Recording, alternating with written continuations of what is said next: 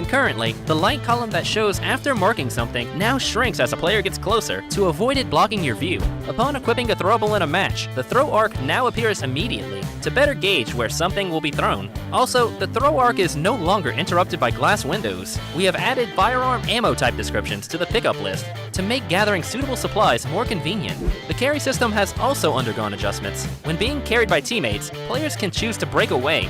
After doing so, the teammate will be unable to carry the same player again for a minute. What's more, players can choose to enable sound visualization on the main gameplay interface. After enabling, footstep sounds, vehicle sounds, and other sounds will show directional information. You'll be able to have a better grasp on what's happening in a match. We've also upgraded creation mode. Players can now switch outfits, select loads of scene special effects, and display companions in creation mode. For more details, follow our official PUBG mobile community. Winner, winner, chicken dinner. See you next time.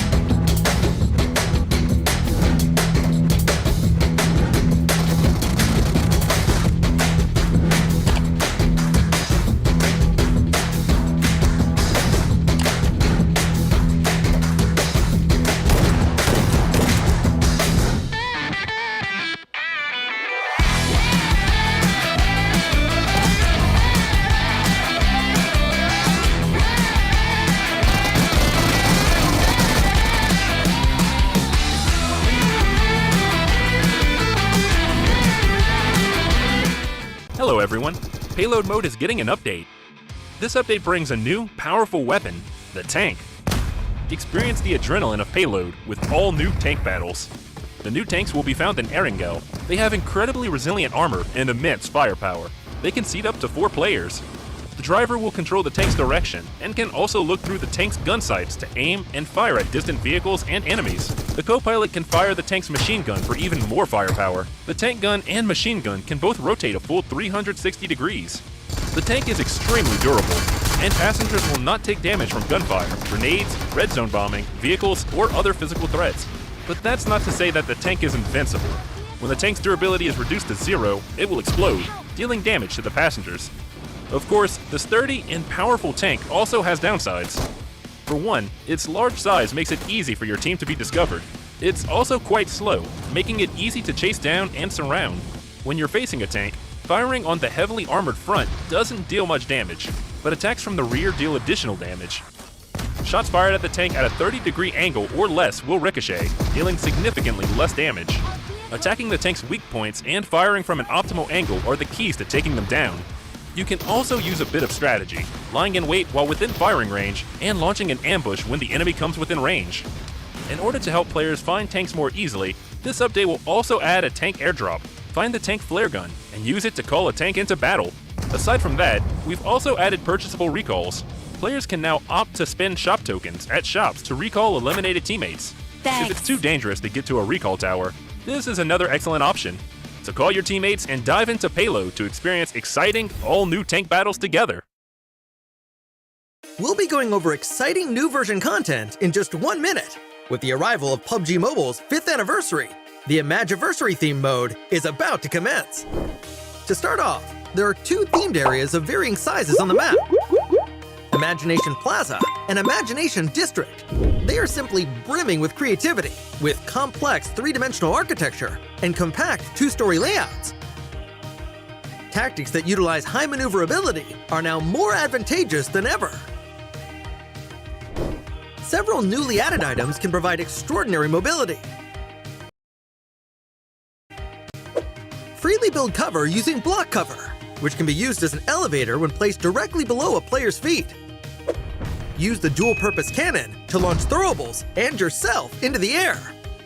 With portable trampoline, even tall buildings are within reach. Besides these items, Imagiversary also includes a supply converter that can be used to combine different item types. So explore for yourself and discover new crafting recipes. In PUBG Mobile's 5th anniversary, we will be officially welcoming the all-new World of Wonder mode, where you can play other players' creations. Countless maps that differs from classic mode await discovery. What's more, everyone has a chance to become a creator.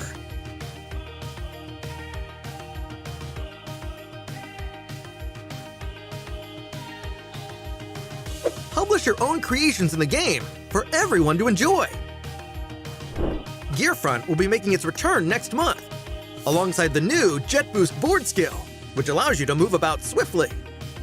Creation mode will also be undergoing an update. A special function that allows players to quickly switch outfits and backgrounds has been added for an even better selfie experience.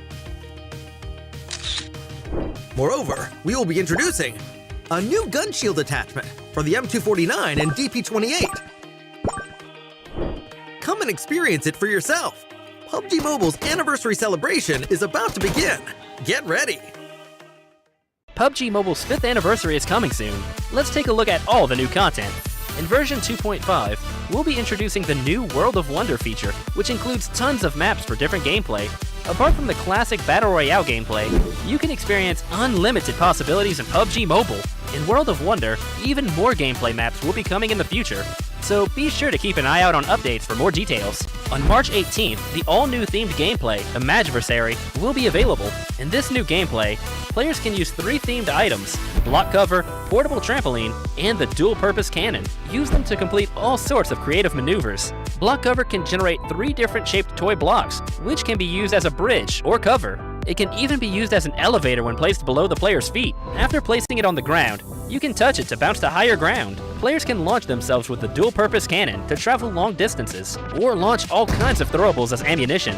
It's way more powerful and effective than a regular throw. Get your creative juices flowing and come up with different combinations to unleash unexpected tactical effects. Furthermore, your backpack comes with a unique item, the supply converter. You can use the device to get new supplies by converting them 2 for 1. Give it a try, and you might just discover something unexpected.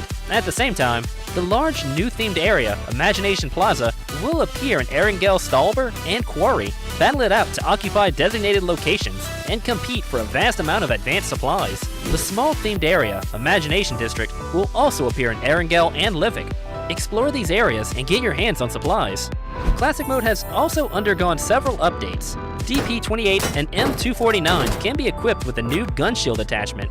Once equipped, it can be used to block enemy gunfire. Supply shops are now available in Miramar, Vikindi, Senok, and Payload, to provide players with an extensive array of tactical options. In Payload, powerful and heavily armored tanks will be available.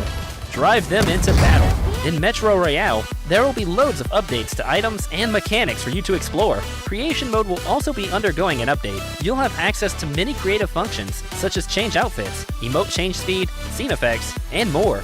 More options will be added to the camera and chat, so showcase your brilliant captures. The all-new Noosa Tycoon event is available in the new version. During the event, each player gets their own island.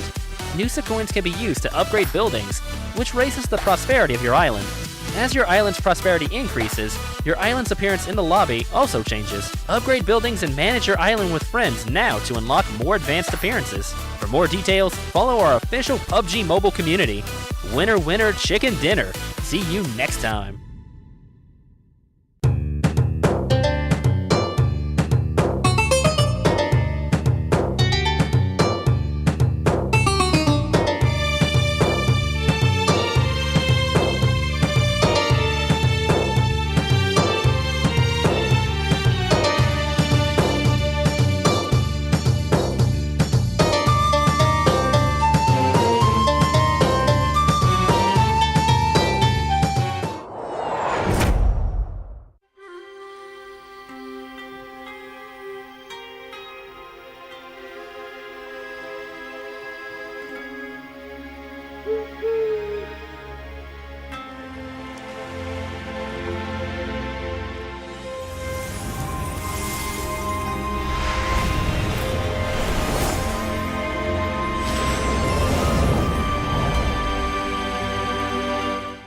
Kepekatan santan pada setiap butir nasi.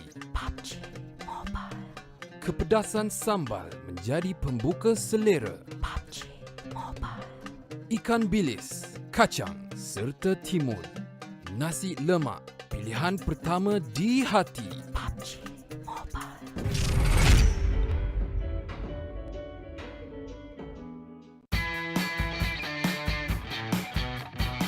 Halo semuanya, gua Rezan dari Bigetron. Selamat ulang tahun untuk PUBG Mobile yang kelima. Semoga game PUBG Mobile kedepannya semakin berkembang, semakin maju, dan semakin sukses. Nah, buat kalian jangan lupa terus ikuti perkembangan gameplay PUBG Mobile karena bakal banyak event-event seru kedepannya. Thank you guys. Merhaba, ben Türkiye'den Solkay. PUBG Mobile'in 5. yıl dönümü kutlu olsun. PUBG Mobile'in yeni yıl dönümü etkinliklerini sen de oyuna gelip keşfedebilirsin. Hello guys, it's me Suvin Kumar Prajapati र म Tim DRS नेपालबाट खेल्छु र happy 5th anniversary PUBG mobile र हजुर नबिर्सिनु होला 5th एनिभर्सरीको event आउँदैछ हजुर स्योर खेल्नु होला thank you Hello everyone, here is Lord from Iraq. I'm here to wish PUBG Mobile a happy 5th anniversary. Really happy to accompany PUBG Mobile through the 5th year. Hope to bring more fun contents to the players in the future. By the way, remember to try the new anniversary gameplay and rich activities for the limited time. See you there. Halo semuanya, gue Luxi dari Persija EVOS dan gue mau ngucapin buat PUBG Mobile buat ulang tahun yang kelima dan semoga PUBG Mobile makin rame, makin seru, event-eventnya juga makin makin seru banget deh pokoknya, dan kompetitifnya juga terutama semoga makin ketat ya. Dan buat kalian jangan lupa ramein event nanti ada di game PUBG Mobile ya, di dalam game kita seru-seruan bareng di sana. Oke, sampai jumpa, dadah. Hello अस्सलाम वालेकुम, मेरा नाम आयुट उज़न और मैं आयुट का इन game leader हूँ। मेरे तरफ से पबजी मोबाइल को 5th एनिवर्सरी बहुत मुबारक हो। मैं ये गेम 5 साल से खेल रहा हूँ और इस गेम में कुछ नए एक्टिविटीज़ आने लगे हैं, तो चलो मिलते हैं वहीं पे। अल्लाह हाफिज़। Hello everyone, here is Jumper from Team Secret Malaysia. I'm here to wish PUBG Mobile a happy 5th anniversary. Very happy to accompany PUBG Mobile through the 5th year. Hope to bring more fun content to players in the future. Also wish PUBG Mobile to become better and better. By the way, remember to try the new anniversary gameplay and rich activity that are open at limited time.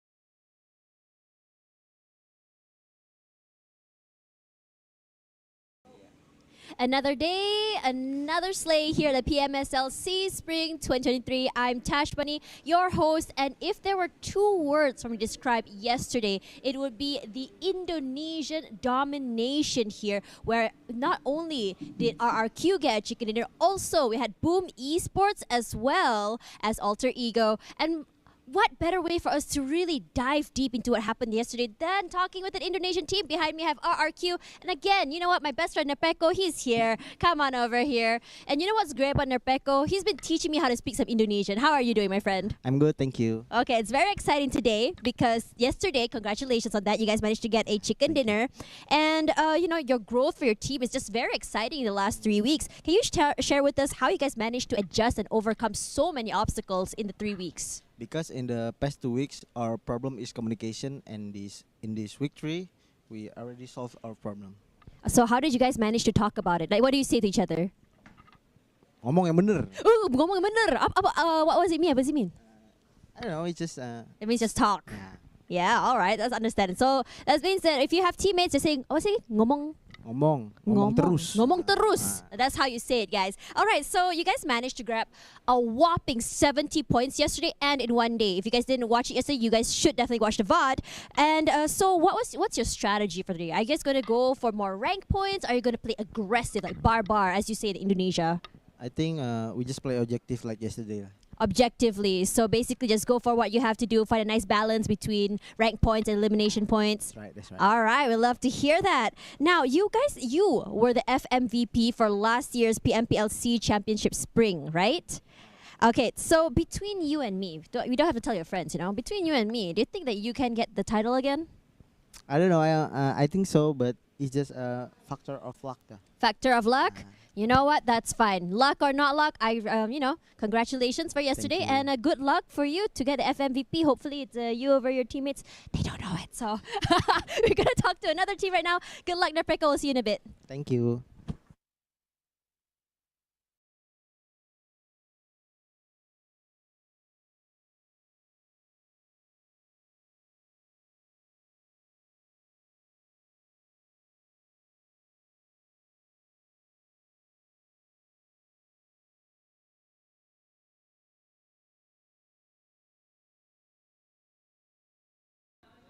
While we did see the Indonesian teams rise, you know what teams did not play yesterday? Team Hale. And we haven't seen the rise of the Thai teams just yet. So we have to really ask them what is going on behind the scenes. And with me, I have the powerhouse here, Team Hale. Flash, are you here? Oh, there he is. It's going to be really exciting. Oh no, he's actually taking his time putting on his shoes. That's okay. If you guys didn't know, yesterday Team Hale hasn't played quite yet. They weren't playing yesterday, and because of that, they're now down to the 8th spot. Now, yesterday was a really insane day for the Indonesian teams. Let's see if today can be the day where the Thai teams rise. Hi, Flash. How are you doing today? เป็นยังไงบ้างคะวันนี้ สบายดีครับ He's good. I'm so excited to hear that. Now, Team Hale is one of the powerhouses here, one of the strongest Thai teams we've seen so far. And you guys definitely have been consistent in the last 2 weeks. While you guys are in the 8th spot, you guys still haven't played. Are you guys confident that you guys can get the top spot today? ตอนนี้ค่ะเราอยู่ที่อันดับที่8แล้วก็ยังไม่ได้เริ่มเล่นเกมเรามีความมั่นใจแค่ไหนที่จะก้าวขึ้นมาสู่อันดับต้นๆคะ มั่นใจเช่นเคยครับ 100% 100% confidence to be on the top 100% confidence to be on the top is what I want to hear. That is competitive spirit. And speaking of that, you guys managed to get 3 chicken dinners in a day last week, okay? 3 in a day. So what qualities do your players have to remain consistent and play as aggressively and as good as you guys did? เมื่อสัปดาห์ที่แล้วค่ะเราสามารถคว้ามาได้ถึง3 chicken dinner ใน1วันคุณสมบัติอะไรที่ทำให้เรายังรักษามาตรฐานนี้ไว้ได้คะ ทีมผมเก่งครับ Because his team is really good. His team is really good. Okay, if you could say among all of your team players, who is the best player? ถ้ามีอะไรจะพูดได้เราอยากจะเลือกใครที่เป็นผู้เล่นที่ดีที่สุดคะ ซีสกายครับ ซีสกาย only See Sky only See Sky only? What does that mean? Only See Sky is Only the See best Sky? player. Oh, only See Sky, not you? You won't even say you? Wow, we love a humble king. We love a humble king. We love to see that. Okay, so my final question for you is, it seems like the Thai teams yesterday were kind of struggling. As we saw yesterday was all about the Indonesian teams. What do you think that today the Thai teams will be able to rise up? เมื่อวานนะคะดูเหมือนว่าไทยทีมจะมีปัญหาเรามีอะไรที่คิดว่าอยากจะพูดว่าแบบทีมไทยเราจะก้าวขึ้นมาสู่อันดับต้นๆได้ไหมคะสู้ๆครับทีมไทยทุกทีม He said keep fighting Thailand. Keep fighting Thailand. Really love to hear that brothership and the brotherhood coming here for the Thai teams. And for now, as we go into today, this is going to be really exciting because, well, yesterday was Indonesian domination. Where they're going to see the rise of the Thais is also going to be another thing. Tash Bunny here alongside one of the coolest teams here on the planet, Team Hale. We're going to pass it over to the casters and we'll talk to you guys in a little while. Bye.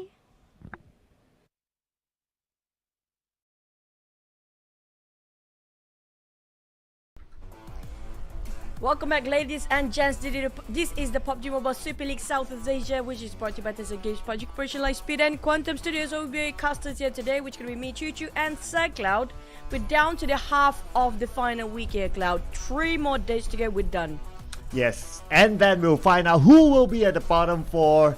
It's exciting to know, but it's also not exciting to know at the same time. It has this mixed feelings as we head on to the final day, which will be on Sunday. But let's recap on the format in case you just joined us for this season, and here it is. Yeah, we're down to the final week here, week 3 from 5th to 9th. So we're gonna head into our grand final 14 to 16. As you guys know, the placement actually do play a big part when it comes to the weekly placements, not just for the bonus rankings. It's also a reshuffle for the teams based on their grouping this week. So far, we do know for the point system in the game, it's going to be 10 points for the chicken dinner, down to the 9th and 6th place where it ended up with nothing. Elimination points, the same elimination points with 1 each. But for the total prize pool this time, we do have $250,000 on actually at stake here. Oh yeah, that's a lot of money at stake there, as we can see. So we're getting closer and closer to the grand finals. We're getting closer and closer to see the first batch of teams getting eliminated. So it's going to be really, really exciting. And it's also exciting to see the return of some of the teams that took a break yesterday. And today they will be playing, including the team that was interviewed earlier on, Hale Esports. But here are the bonus points. It won't matter till the end of the week. Speaking of a weekly bonus point, we do know for a fact that the team that didn't actually perform in week number 1, they some of them do redeem themselves in week number 2. But when it comes to week number 3, it's so important for everyone to maintain where they want to be at, and the teams that are actually at the bottom want to get themselves in the top 10. If the case of like the 20th, we do know many teams down there will be relegated if they don't make a comeback, and that's going to be pushing them back up for the final week 3 of to the bonus, where the initial points will drag into the grand finals later, but they'll be just 50% of the total bonus, which means the maximum you can get is just going to be 60 points, but when it comes to the grand finals, it'll be cut down to only 30 points as a start. And here we are, participating teams. You guys know this by now, but maybe the groups might seem unfamiliar for you. The return of Group A today is going to be Hale Esports, Vampire Esports, 2 powerhouses, and we got GE and Team Secret, 2 teams that will be fighting for survival for the rest of the week. Other than that, obviously, we have Group B, Precision EVOS, Geek Slate, D Xavier, Void. Group C, we have FaZe Clan, Alter Ego, SLD, BTR. Group D will be Yudo Alliance, RRQ, Sem9, DBD. Group E, Boom Esports, Bacon Time, Box Gaming, and PBE. So with the return of the powerhouses, Hale Esports, Vampire Esports, champions of week 1 and week 2, week 3, today will be interesting.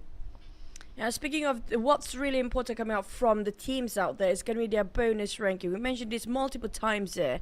With Hale and FaZe taking the first 2 spot, nobody will end up with 60 points when it comes to bonus ranking weekly, because of how it actually just really extremely competitive when it comes to the Thai teams. But so far the Thais getting themselves the top 4, while Yudo Lions, the only Malaysian team in the top 5 here, and then we start having some of the Indonesian teams, EVOS and RRQ. What worrying us the most in the dangerous critical zone is going to be TS, PBE, DBD and Box Gaming. These 4 actually have a shot of being relegated if they didn't actually try to make a comeback in this final week.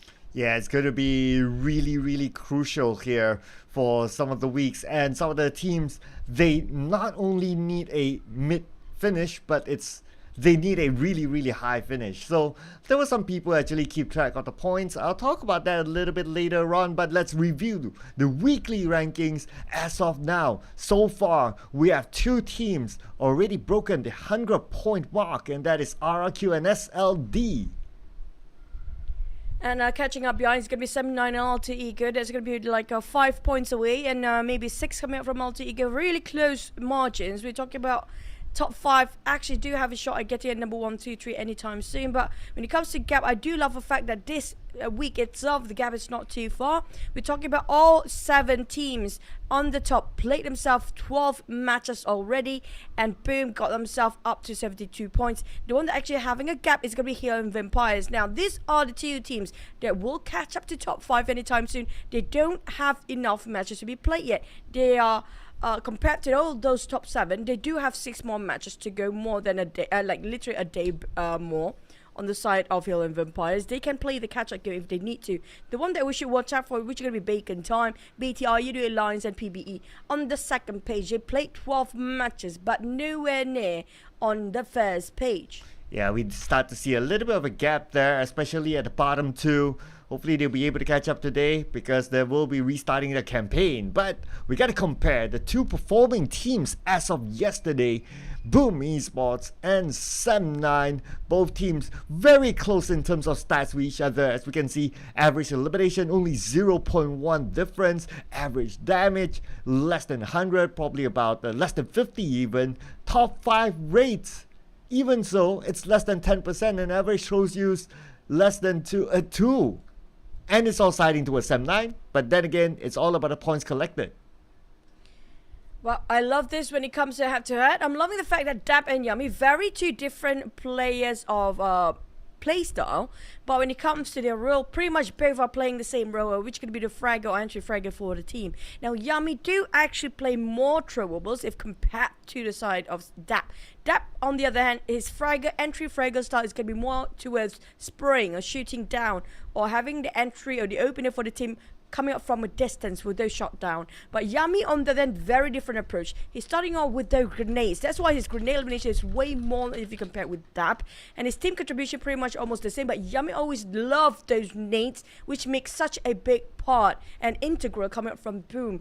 If only Dap can actually learn from a bit coming up from Yummy, and Yummy take a bit from that when it comes to spraying. But Yummy spraying not so bad either. But we see less of Dap using those throwables compared to Yummy in this tournament. Yeah, Yummy definitely he's the DBS master for now. Yesterday, 2 clutches from Yummy. But however, I just want to point out that I really like the fact that they have the same poses. But anyway, performance-wise, pretty similar. Both of them are pinnacle to their team's performance. And here are the highlights from yesterday. So it's going to be highlighting RRQ, Sem9, and Boom. Not always we see a Thai team not inside the highlights. Yeah, yesterday was actually the first time in their history ever to actually not having any Thai teams getting the chicken in the entire day. It feels like an impossible thing to actually to happen here. So far, we haven't got ourselves any sort of different flags the entire day. But yesterday, I mean, like that's the first ever not having any Thais. RQ and Boom, I have to say, when it comes to the only Malaysian team right now performing when it comes to week number 3 is going to be just Sem9 for now. But for Indonesian team and Vietnam, SLD, even DX and Box Gaming, they've been going all out when it comes to the final week. I can't wait to see what they have to offer the next map later. And speaking of RQ and the rest of Indonesian team, there have been quite a consistency. If there is different teams getting themselves their chicken yesterday, with CJ EVOS, you do have RRQ. The only one that actually, even Alter Ego, the only one that actually don't perform of overall in the Indonesian side, it's going to be BTR so far.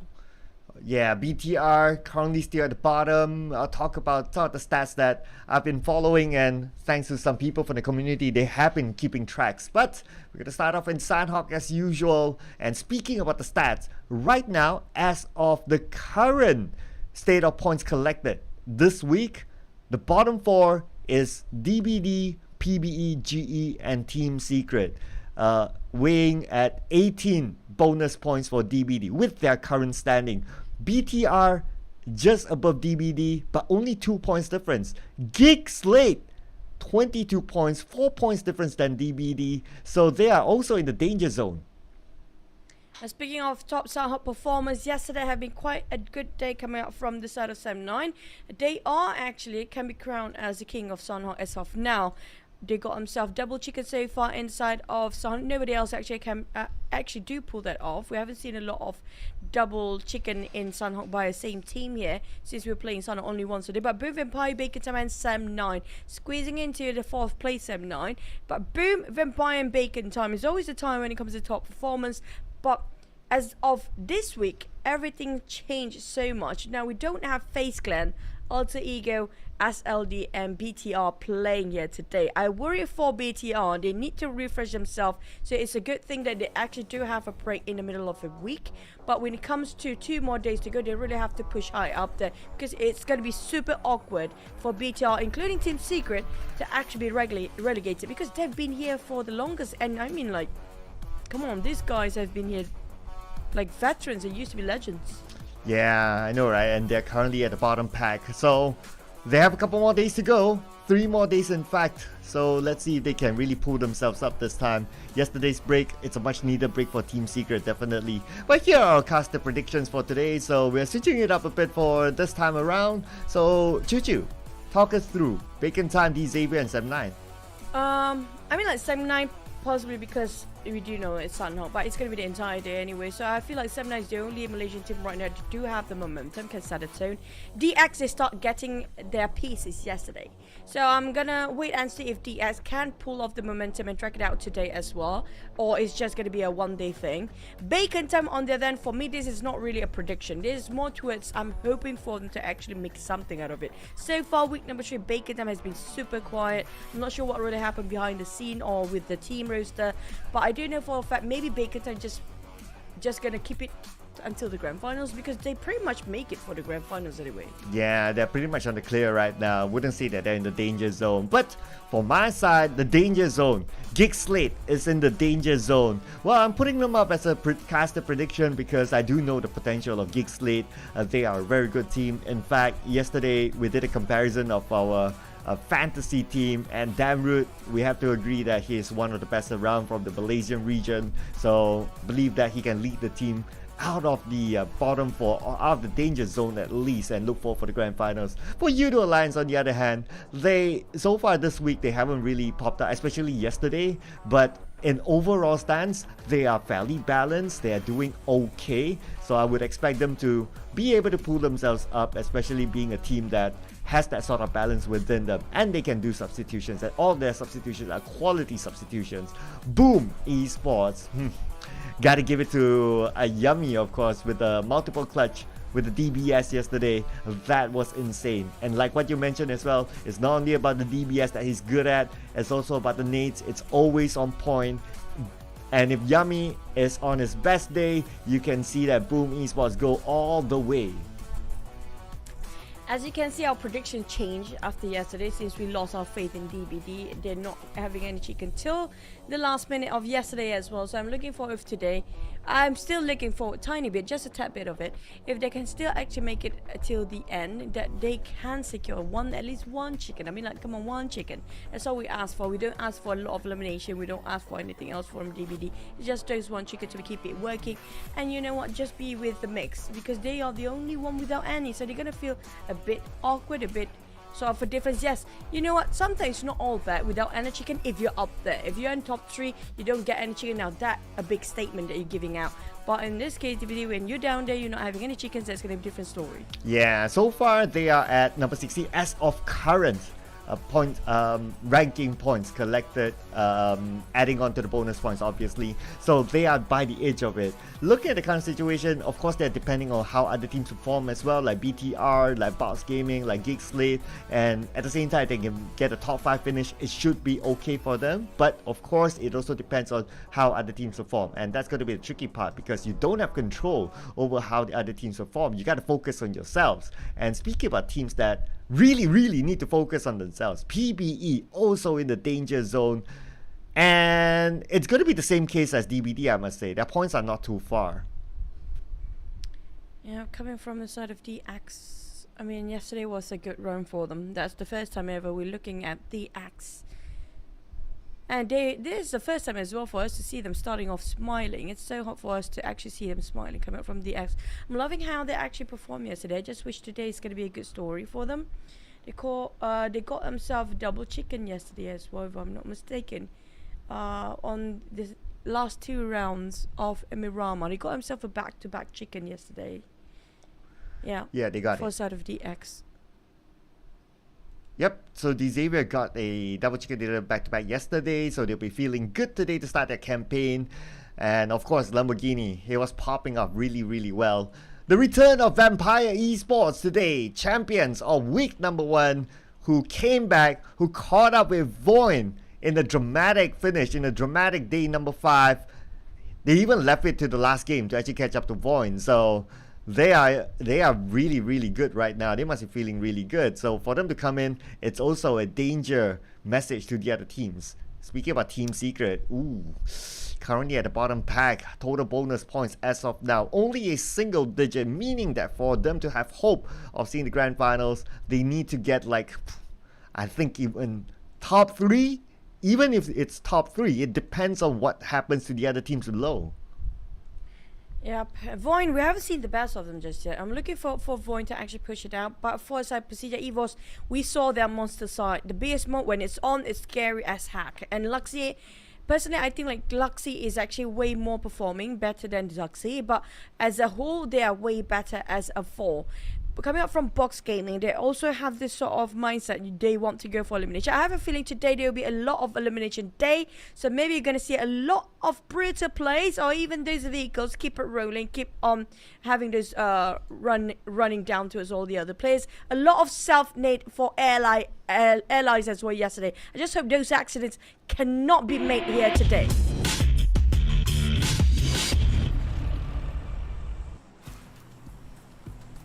Alright, Sanho it is, and the return, of course, of some of the powerhouses that we just mentioned. So, Hale, they have gotten inside a chicken dinner inside Sanho with a very tricky circle. They definitely know how to play this map. They definitely know how to go against a tricky circle. So this will be something that other teams will need to be prepared of. And with the absence yesterday, obviously Lakawi and Kampong wasn't taken by Hale, and now with them coming back, Team Secret needs to find a different spot. But in fact, you can't think about it, Team Secret and Hale Esports, they're in the same group, so they will need to readjust themselves for the entire week. Hence, Team Secret jumping on the left side of Paradise Resort, and they seem to be going to the L House area, and they will start off their campaign there. For the other teams, I'm not sure if there's any hot props so far. So for the Chem Alpha, you also mentioned earlier on, Chem Alpha is super crowded right now. We're talking about 3 teams right on top of each other. Team Secret, they're splitting themselves as usual, the normal ones, when we saw iShot played last time, but so far iShot have not been playing. So they're splitting the 2-1-1 coming up from Team Secret into 3 islands, because since the first circle has not been popped, but never mind, we do have Camp Alpha party up here. Oh, PBE, Boom Esports, and at the same time the circle is on the Ruins Island, meaning these 2 teams still need to travel down. So right now, Boom Esports, they have the first blood onto PBE, obviously sharing the same compound. That will give them the confidence. And seeing their current placement, Monboy, Starman for PBE, 1 knockdown by him, and he'll finish off Pawnbit. So it's going to be back to 3v3, and Monboy almost needed down. That was a close call. From PPE, very separated among themselves. Yummy trying to find the corner, which can be shutting down the side of Monboy. Lastly, the Valve rank it on there. They're not doing great either. I'm not sure what is happening, but we're definitely looking over the view coming up from Boom, coming out from Razy, trying to go in and cut some players. But PPE, I have a bad feeling for them. Right now, it's definitely not a good start. Yeah. Oh, wait a second. It's even worse for these 2 teams. I was about to give my commentary for the fight inside, but now we have to focus on the fight outside as well. That 7-9 is overlooking Boom, so they're not that clear yet. But Choo-Choo, oh man, PBE fighting for their survival. It's been multiple times that we've seen them going out like super duper early inside of Sanhok. So Sanhok definitely not their favorite map. No, for PB, it used to be the maps when it comes to the wildcard. We saw them going really hectic and very proactive getting those kills for the side of PvE. But when it comes to sea level, you can't treat like wildcard the same because see, you know, firepower wise, when it comes to tactical wise, these guys is way more experienced, well more equipped compared to the teams that actually at regional. So they're definitely already devised for all the players strategy in each team rotation. They know for a fact some certain checkpoints, so you have to be extra careful. If it's something you do out of habit, you have to make sure that it's not readable by the opponents. Coming up from Bacon Tamra on top of Painan, there's so many choke points when it comes to Sanhok really, but down to the players to decide the rotation wise. The Vampires 2 gonna leave around Tamarang Ruins here. Other than Chem Alpha skirmish, I don't see anything else going a bit messy so far.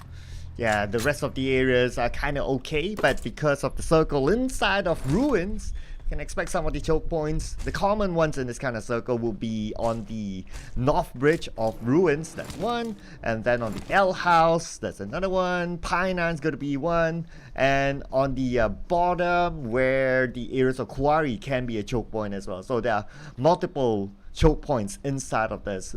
Will we see teams playing the boat ride? Looking at the current trend, none of the boat rides, we got a couple of boat rides before this, but none of them actually made it safely onto the island that they wish to. So looking at the trend, looks like it's unlikely that we might see one this time.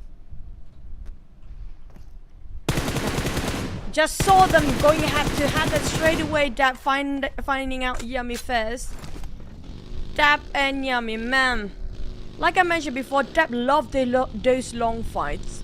And trying to find those long fight acts and execution, if it's not, it's going to be the entry frag as well. If you compare with Yummy who love grenades, it's a very different place, but both are formidable players. GE, I'm loving the fact that GE is playing it today. I forgot about them, sorry for that. But voice spotted out GE. I just hope they can drag the momentum coming up from the last few days down to the third week. They have been going really strong, but they're not safe either. They have to make sure they got themselves in the top 10 by end of this week. Then we can have one World Cup team going for the playoffs. Yes. It's still scary though. It's still scary though at this time. Both wildcard teams there in the danger zone. So we're still hoping to see like a wildcard representative going through. At least we have a good variety of teams in the grand finals. If we're able to get both of them in the grand finals, that will be perfect. Because it just gives that extra variety and something for the other regions to cheer on. But just as I mentioned that Ichi gets knocked down. So hopefully it's not part of the caster's curse. Some teams resort to just swimming. That's going to be Team Secret. Misery coming up. Misery is playing? They're putting in Misery for the side of Procedure Evos. Interesting. We haven't seen him ever. Coming up from Misery. Luxy, Suxy, so is somebody else. In between, there's so many other players coming out from Procedure Evos.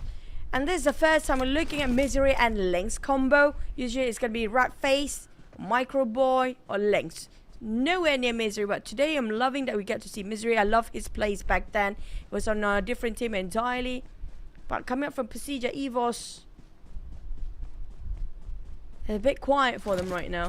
Not the usual, like how we saw yesterday. When it comes to Sanhok, the teams that actually dominating on top of Erangel, they don't go all out in Sanhok. If you notice that, I mean, like Erangel, it's going to be their strength. It's going to be their pivotal point where they want to make those numbers up. But those teams usually, when it comes to Sanhok, are a bit quiet or be caught off guard. That's the case. Yeah, I always think that Sanhok is a very circle-dependent map, and because of the size, it's smaller. Hence, you will get teams closer to each other very, very fast. And of course, on top of that, the circle closes in a little bit faster as well inside of Sanhok. So to take those early fights, yes, you can do it. But of course, the risk is that all the above that's just mentioned, so you kind of like need to wait it out. But I like that you pointed out the fact that Misery is playing today. So far, Procedure Evos, because of their second place finish inside of week 2, they should be able to clear for the grand finals. So they are allowed that room to really try stuff out, to really experiment to see that is Misery ready for the grand finals? Is this a better composition?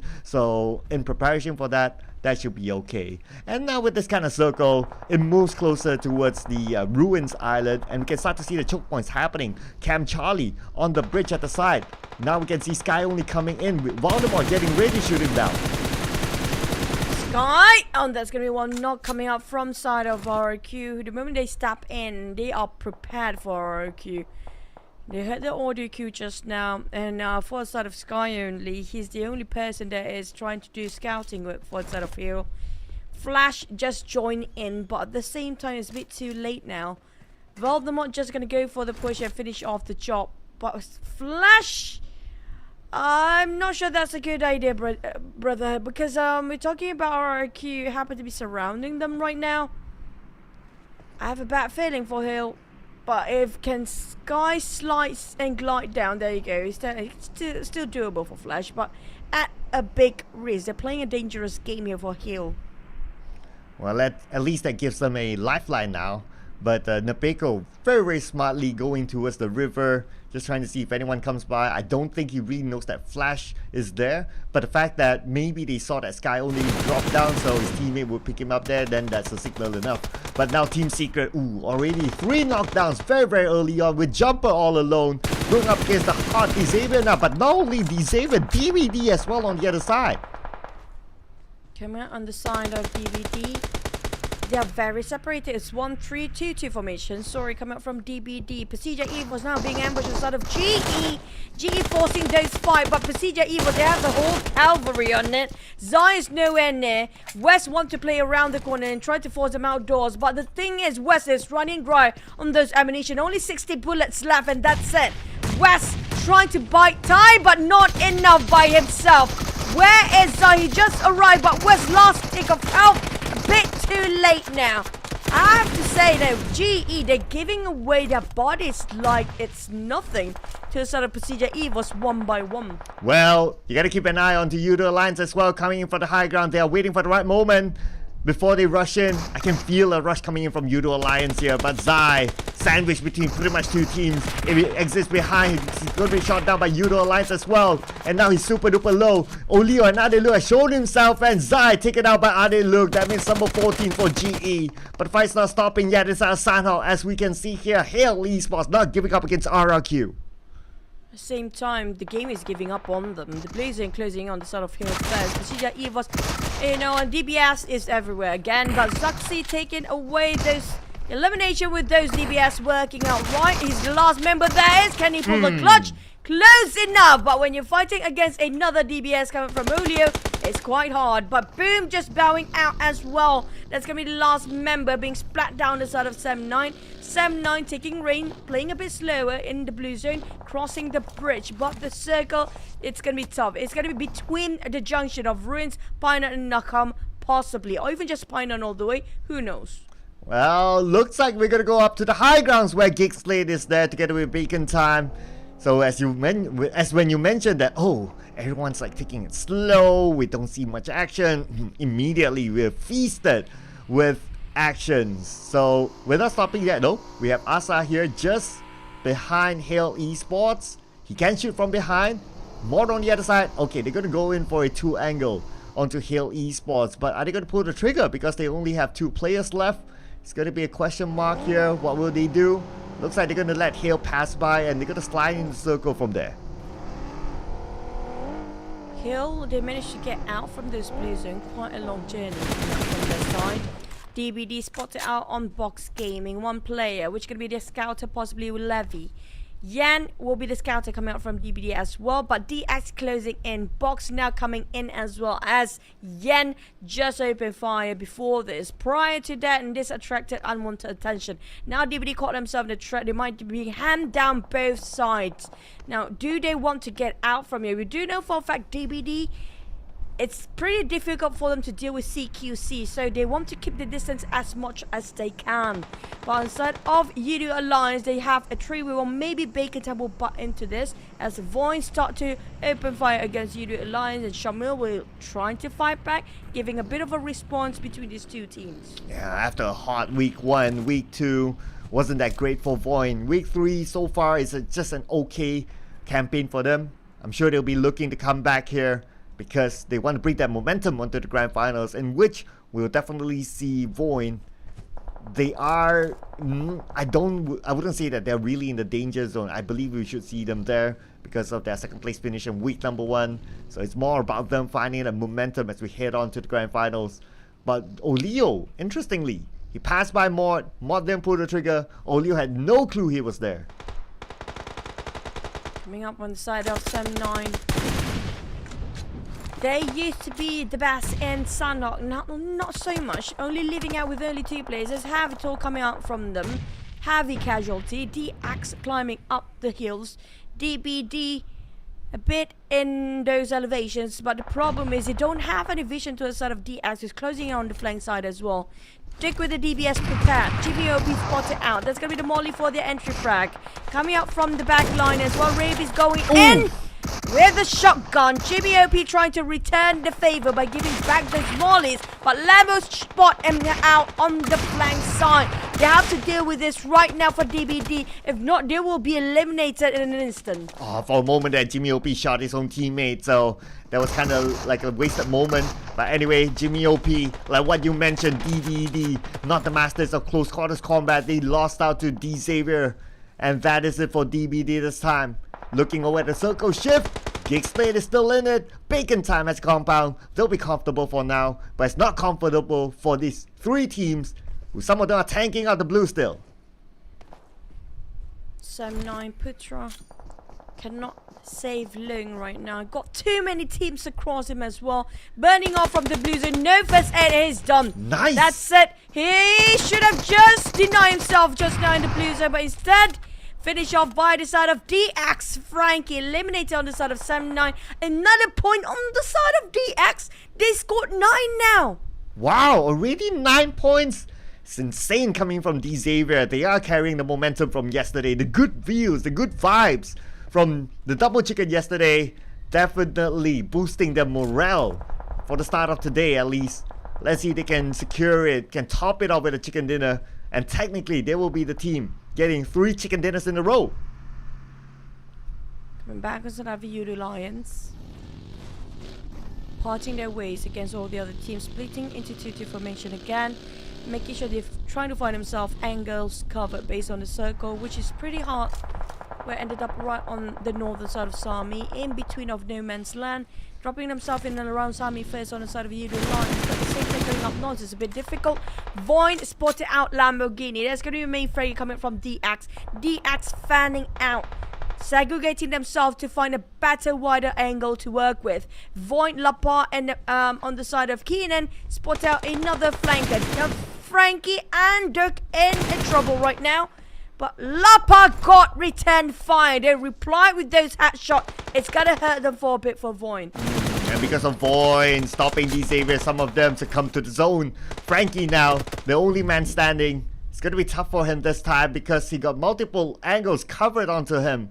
Boss Gaming on one side, Void on the other side. There's almost no exit point for Frankie while he still continues to feel the wrath of the zone. Back to the side of Shunos, shredded almost his helmet. Spot out Shrubs. Shrubs lost it health there. Frankie spot out Lavi. DX Frankie making so much work for DX. Last player remaining. Got himself a 3 eliminations. Quite a number of volume of kills coming up from DX here today. 10 double digits so far. We're down to only 8 teams here, but Shinos and the rest of Box not willing to give it away yet. Still got his fight in him, but we do have Geek Slate in the center. Vampire coming up from the left side, dominating and controlling entirely of left side circle. It's going to be coming up from Vampires, but DX Frankie, he just denied himself to the zone and got himself eliminations before that. Yeah, he managed to get 10 eliminations for the team, so that's a decent haul there for D Xavier. Almost getting that number 11, but, well, time wasn't on his side. Spent too much on his own. Now, Hale Esports against Geek Slate. This is going to be a key position that Hale Esports really wants to take out a Geek Slate with 2 knockdowns. They will want more, but the counter nade from Zillin. He is playing for Geek Slate right now. Can he be the one to take out the entire Hale? Oh, Zillin coming off strong with those DBS. Draggable Savage it is. Zaylen going for more, but this spotted out here from afar. That's going to be last player, Sky only. Get slow, still can be revived here. Lucky enough, Zaylen did spot him out. They do have a chance to actually play longer and have a bit of a space to do for a reset because Udo Lions is pushing to the side of Geek Slate. So definitely they are a bit too distracted right now. Yeah, the distraction, bottom time, but it's not fun for Geek Slate. Right now, time's on their side. Zillion Boy will show himself, and he jumps into the fire. Unfortunately, will be finished off by Flex as well. And there you have it. Geek Slate only down to damn good. Can he pull off a clutch with a DBS? He sees Adi look, he misses, but the second shot will not miss. One knockdown, 3 more to go, but damn good. It's just too much for him to handle, and that is it for Geek Slate. Udo Lions holding their fort quite strong up there with Luke bleeding out. They can actually save him. Only a spot out the rest of Hill just now. Resume the second round with Hill. Now with Sky only left behind. Can he pull it off with a UMP? Spotted out Olio, sprayed it out from the side and got one down. But the problem is the entirety of Udo Lions still there. And now Voin coming in. After one fight with a side of Hill, it's going to be a pause and then another pause now because Voin joins in after Geek Slate early on. Now Voin, can they take down this fort from Yedu Elias's hand? So far they have been defending quite right, but the nade will be the one that be the bane. Nicely tossed from the lower ground, and that should be an opening for Voin, but then again, one of them got knocked down, so that's a little bit of time bought. But Yudo Alliance, the second team to get 10 elimination points inside of Sandhawk. But Yudo Alliance, they're not clear yet. Immediately got eliminated at number 5 by Voin. Lapa and the rest of them managed to shut down Udo Lions with a fashion. Even though the other teams like Geek Slate failed to do so, they know exactly how to play and make it swiftly. Just done. Bacon Time Vampires. 2 Titans is back. Box Gaming, the only person playing for it is going to be Capone for now, coming from Vietnam. Voin with 4 players, still full squad. Shrap definitely knows exactly where Capone is now. The moment he steps out and peek out, there's no saving it. Talking about Nobu, feel not just a small shack not being covered by the zone. He has to cross the street as well. And Capone, does he want to? Is he going to deny himself to it's a blue zone, or is just going to give it away to the side of Bacon Time? Is he playing the healing game? Is it going to be enough for this first aids? Well, whatever it is, because of the zone changes inside of Sandhawk for this season, he will not be able to heal himself, and he will deny it to the zone. But Voin take advantage of that. He took advantage of the tunnel vision. They're moving in. 2 knockdowns. Ice is the only one standing left, and Ice super duper low by Vampire Esports. Had the button from the other side. Knocked it down. Knocked it knocked onto Voin. Now with that, Vampire Esports will take advantage. They're coming in. Ice is all alone inside the shack. Tony K, will he be checking it? Looks like he knows that he's there, but Ice took advantage of it with the DBS, of course. And it's going to be stolen from the other side. Covering fire for Tony K. Tony K is still alive. He can be picked up still. Sharks will finish off the job from the other side. Vampires, what a flawless approach just now. Cleaning up the floor so clean. We're talking about knockdown on Voin, giving so much space on the side of Vampires. And they just wrap things around. They know exactly where to see after that first. You know what? We do know, like, they know exactly, like, Voin only 1 player left. The others knocked down. We focus on Bacon Time first. It's exactly as it is. Now, Shrubs, on the other hand, trying to force himself forward. They do have a bit more time for the side of Voin to reset themselves. But Voin spotted out by the side of Newsy and Shrubs. Shrubs, this is the guy I've talked about yesterday. Finally showing off his fangs. But now only Alva left. He got himself those nades. I'm not sure about the DBS, but M416 in his hand. Here comes 20k for the rush and the push, but they're coming in all different angles. There's going to be a Vampires winning this chicken of the day, and that's going to be, I have a feeling Shreds might be the MVP. Well, it is possible for Shreds to be the MVP. He seems to be really, really happy, and that could be a sign there, but we'll get a confirmation soon. But what is confirmed is that Vampire Esports, with it mentioned how much of a powerhouse they are, champions of week 1, and from the break, coming back into the day, they started off with a chicken dinner. super strong performance. They're coming from Vampires, a clean run at that, having themselves all 4 men well and alive coming up from Vampires. It's what, yes, Shrap's getting those MVP with 6 eliminations, 600 over damage. That tally up pretty much like 1 knock and straight away for 1 execution. That's what Shrubs have to offer this time. And I have to give it for Shrubs. I love when he tossed those nades, but we haven't seen that play yet back in the CEC, if I'm not mistaken, Cloud. So you have been very quiet from Vampire. They haven't showed their best yet. I have a feeling we have to enter the grand finals, but so far for the team stats, I mean, like damage taken coming up from Stone, I think should be taken by the side of Tony K. But hey, when it comes to teamwork, it's a dream work, right? Everybody pull their own weight. Yeah, and that's what matters at the end of the day, right? So they still maintain the entire squad. They got the chicken dinner. They got a good amount of elimination points, so it's good. It was a perfect round for them. Now, just looking over the teams to watch, because the Xavier and Judo Alliance, they got at least 10 eliminations each. That's why they're up there, despite they were not in the top 5, or at least the top 5 for Judo Alliance. So they're up there. This is dependent on the total points collected. Void, a team that did really well in week number 1. Week 2 wasn't their best. Week 3, so far, somewhere in the middle, not too bad. Getting themselves up here in the teams to watch inside of Sandhog. So this is a good restart for Void. For Void, they definitely needed this because it has been a very, we all know it's going to be a marathon when it comes to a PMSL, 3 weeks long. We saw how they're being shaken off and just over-exhausted, possibly coming from Void, but hopefully last few days the reset has been really great for them and it just shows so far, but can they be consistent? That's going to be the bigger question because we're heading into Erangel next one. Adaptability wise, it's going to be very different with Son of Sunhawk. Not just that the map is so different, it's bigger. It's all about rotation and timing, down to that. When it comes to Sunhawk, I mean, timing is a factor. Yes, time is always a factor, but not as crucial as it is in Erangel because it's a smaller map when it comes to Sunhawk. It's all down to your game sense and precision to get those eliminations and be aware with your surroundings. But when it comes to Erangel, it's quite a stretch. It's very different. Now, can Void pull it again? Can DX again call it in? So far, DX, yesterday's momentum up to today is still there. But we talked about the ties. And Vampires, yesterday they are not here playing and the ties didn't get any chicken, but here they are again.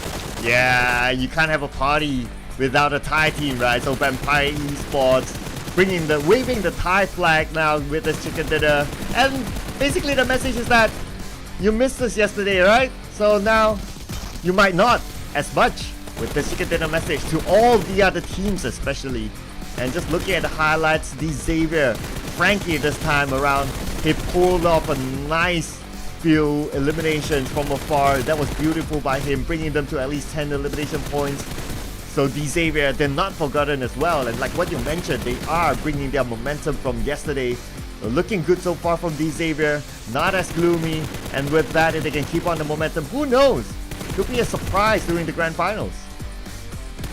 Yep. Vampires on the other end just show how bloodthirsty they are. They got themselves quite a number of eliminations, double digit as well. So there's going to be 2 teams going in with a double digit elimination. There's going to be the Axis side and Vampires. The others, I have a feeling we might have a couple of zeros down there. But here comes the chart. TS again without any point. I feel bad for them right now, honestly speaking. The Axidu Alliance and Vampires. There's 3 teams dominating over 10 eliminations. The rest of them having average of 0 eliminations or even 3 to 4 only. Yeah, we got a bunch of low eliminations thanks to these 3 teams who got 10 for themselves. It's like half of the teams were eliminated by only 3 teams. That's how the average is like. But yeah, I totally agree. It's looking very worrying. I mean, it has been worrying for the longest time for Team Secret, but it's getting worse and worse as we go on the day or even go on the week. No points at all. PBE2, only 1 point this time. At least they're somewhere in the middle, but they definitely need more points in order to get out of the bottom 4. GE currently at the bottom. Only 1 point, not good enough. DBD as well, they still need more points. But let's check out the overall weekly rankings. And so far, the bottom 4, Team Secret, GE, Geek Slate even fell to that.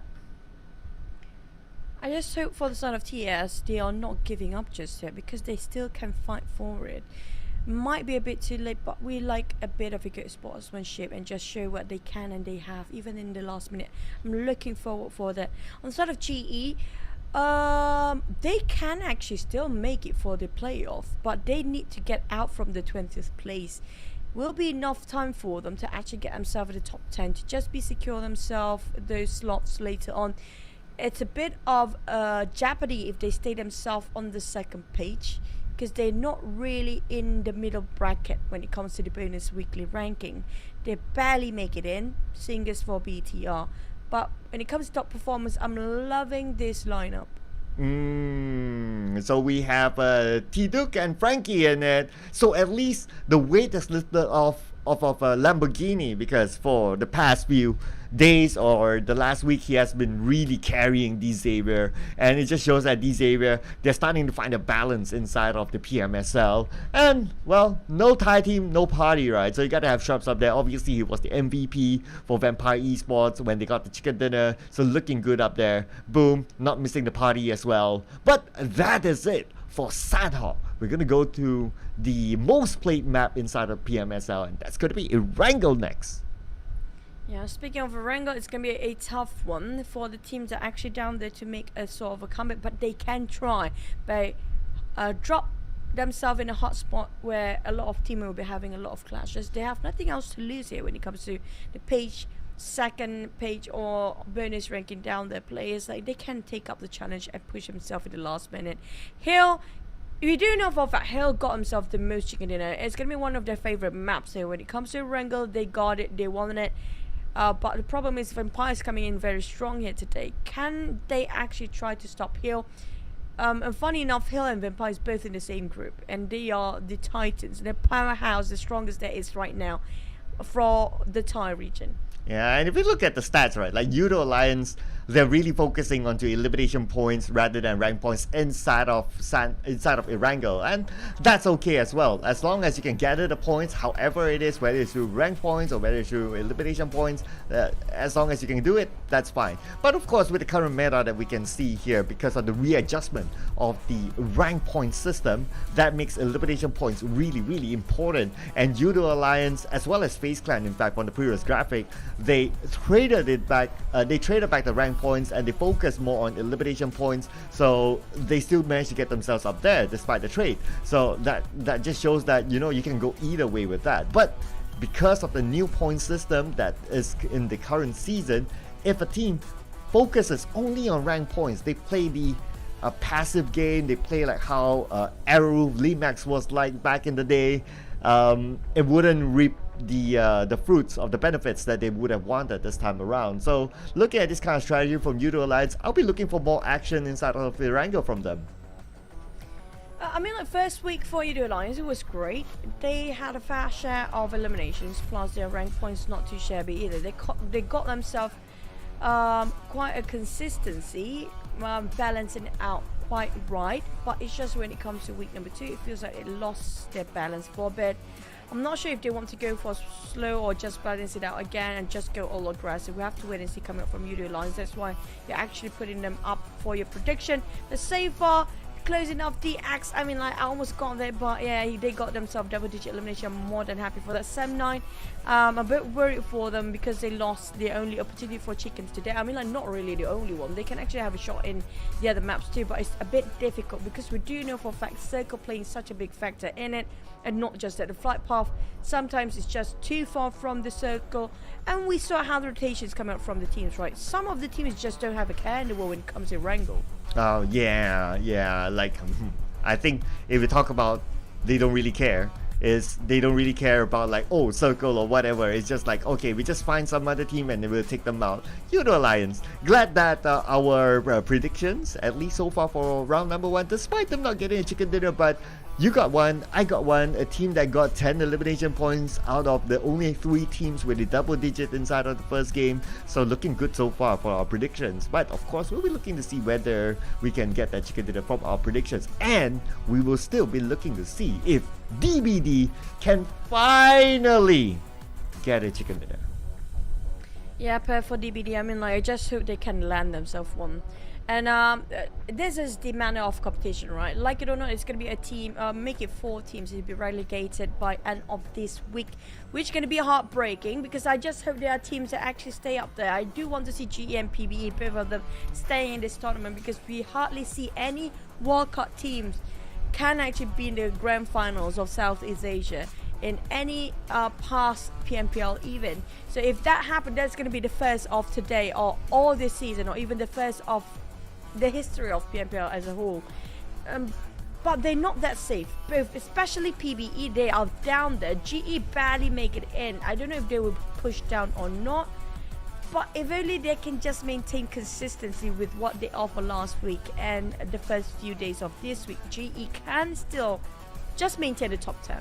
Yeah, we talk about like the live score of the bonus rankings. PB and GE, they are definitely still down there at the bottom 4, so they're still fighting for their survival because of GE having that sort of start, PBE as well having a sort of start. Of course, it's going to be worrying for the 2 teams, but there's still a good amount of games to play with for them to really stack up the points. Who knows, they could come out with like multiple chicken dinners in a day, so if they can pull that off, they might be in the safe zone. But it's all about down to them. Right now, looking over the shots of PBE, still playing without Demigod, so they're still maintaining the same lineup. The last time we saw Demigod was in week number 1 for a couple of rounds, and that was about it.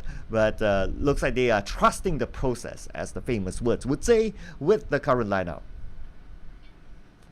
Sort of GE definitely had a bit of a discussion here, thinking about what they need to do when it comes to Wrangle, having a bit of a pre-game planning with the entire roster. I love their interviews, they're very insightful. It's so rare for us to actually listen to Myanmar language, and not just that, to have the entirety of Genesis to be on screen. I just wish we can have it again for today. Sam9 on the other hand have not been doing so great. I mean, like, it's gonna be a dip out and low you in. This is quite an extraordinary swap. I mean, like, so who else are letting them play? Because we always see a dip, low you, long, and that playing together. So Putra in. So one of the players have to go out. So I guess it's going to be this rotation so far in the Wrangle. Are they planning to have sort of a based on maps, or is just the entire day keep on getting those balance with this rotation? Well, for Sam9, if you kind of think about it, they are pretty much on the clear for the grand final. So if we were to put in the assumption that, oh, okay, they are one of those teams that are trying out stuff, just like how we see Misery playing for Pasija EVOS. It's more like, okay, trying to see whether we can get this composition right in preparation for the grand finals.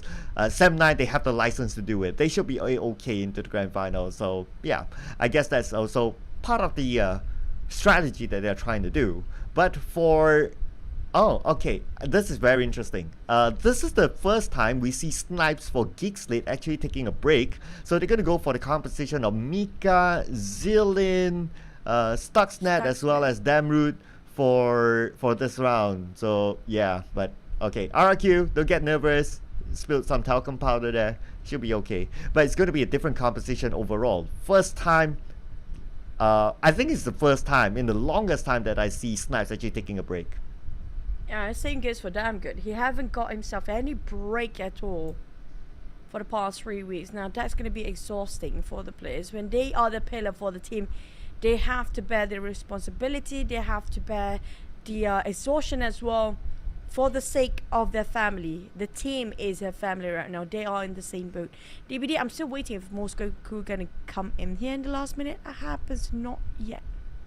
Well, I think if looking at their current performance this week, yeah, game 1 wasn't really their game, but overall, it's okay-ish. It's an improvement from the 2 weeks. So probably they're trusting the process to be like, okay, so now the team has found their rhythm. They know what to do with the 4 players that they put in, and hence they stick with it. Which is, looking at how they're performing in overall, of course, I would say, yeah, okay, we can still stick with it for that. But we'll need to monitor the games as it goes by, because the games are running down for a DBD for them to climb out on the bottom.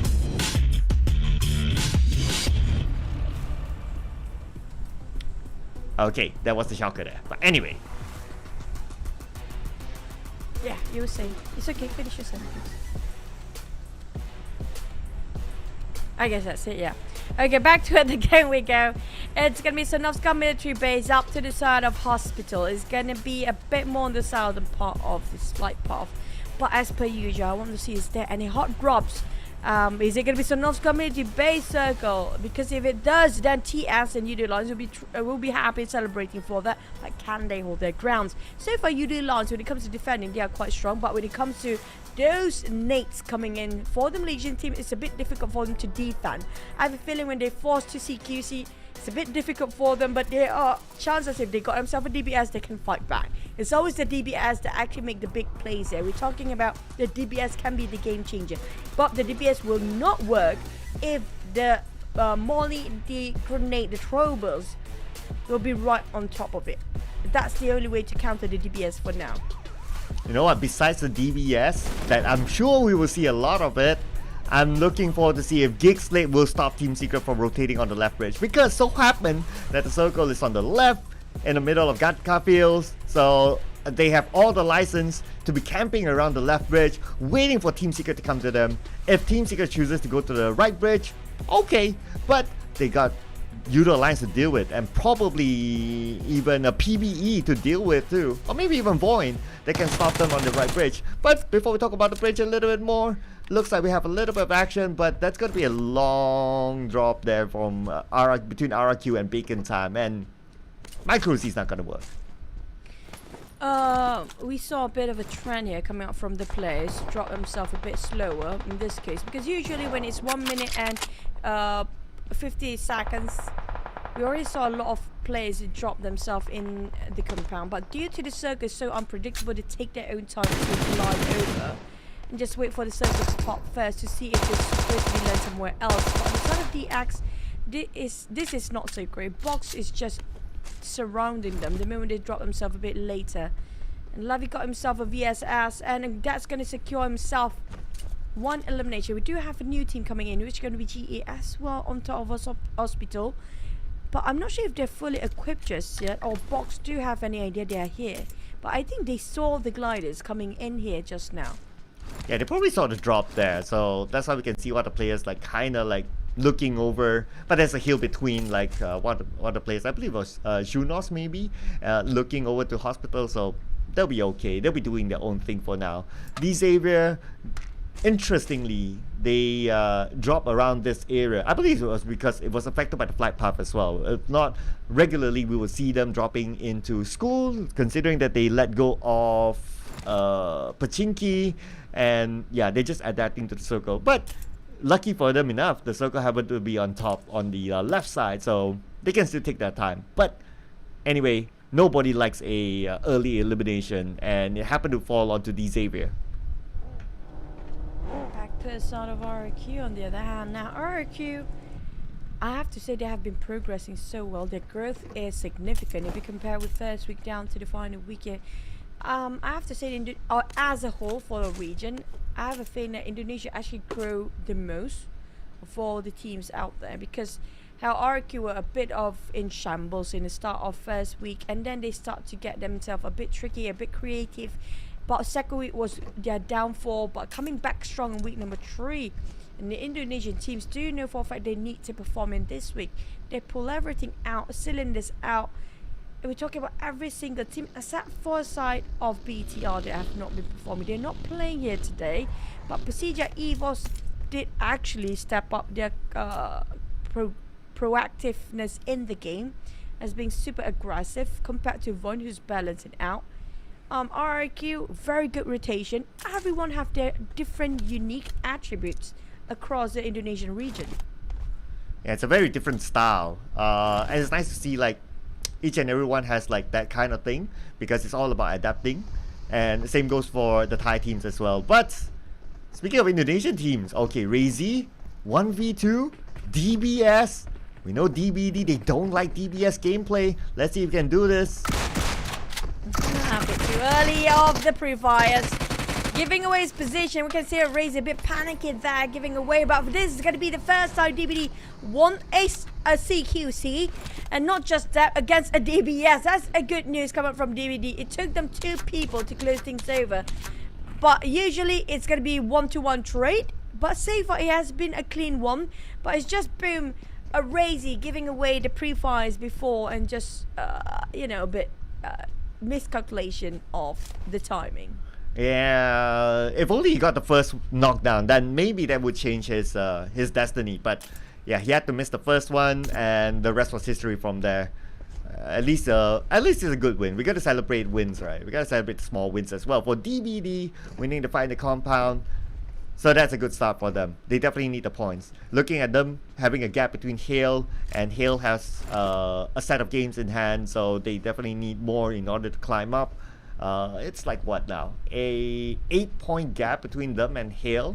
So, yep, they got to be careful of D Xavier as well, because D Xavier has only a 2-point gap between them, and DBD, they cannot afford to be pushed down any further. Speaking of the side of DBD, I mean, they are in the worst case scenario right now. Nothing can go any worse than this. Speaking of their rotation, speaking of their position in the overall ranking, so far they have been very consistent when it comes to the entire week. If only they pulled it off since week number 1, it's going to be a different story. They don't have to pressure themselves back with their walls, back on their walls. There's corner out when it comes to the entire league down to the last week to make it happen. Will be a bit too late now. Hale, on the other hand, they're taking such a reign over their chickens. Last week it was like, what, 6 chickens? Can they start to get more than that? And plus, we're waiting for any record breaking for this week, Cloud.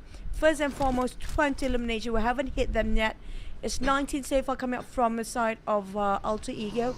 Individual with Alter Ego, we're holding the records as well, with 10 eliminations coming up from the side of Rosemary. The longest first blood was, how long was it again? It was as we entered third stage, right? Yeah, stage 3.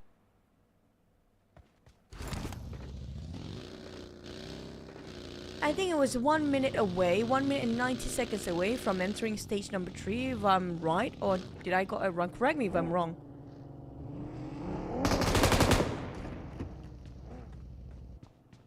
We entered the stage 3. Okay, that's the longest. But for the side of Team Secret, Yudu Alliance caught themselves in a surprise with Kit. The only play come from Team Secret who finished that one off. Surprisingly, no response coming up from Yudu Alliance from those eliminations. And it look will die in vain for now, but at least not really totally in vain. They got themselves couple of information that there's gonna be somebody there, but I have a feeling I did look definitely said something like, I have no clue where are the others.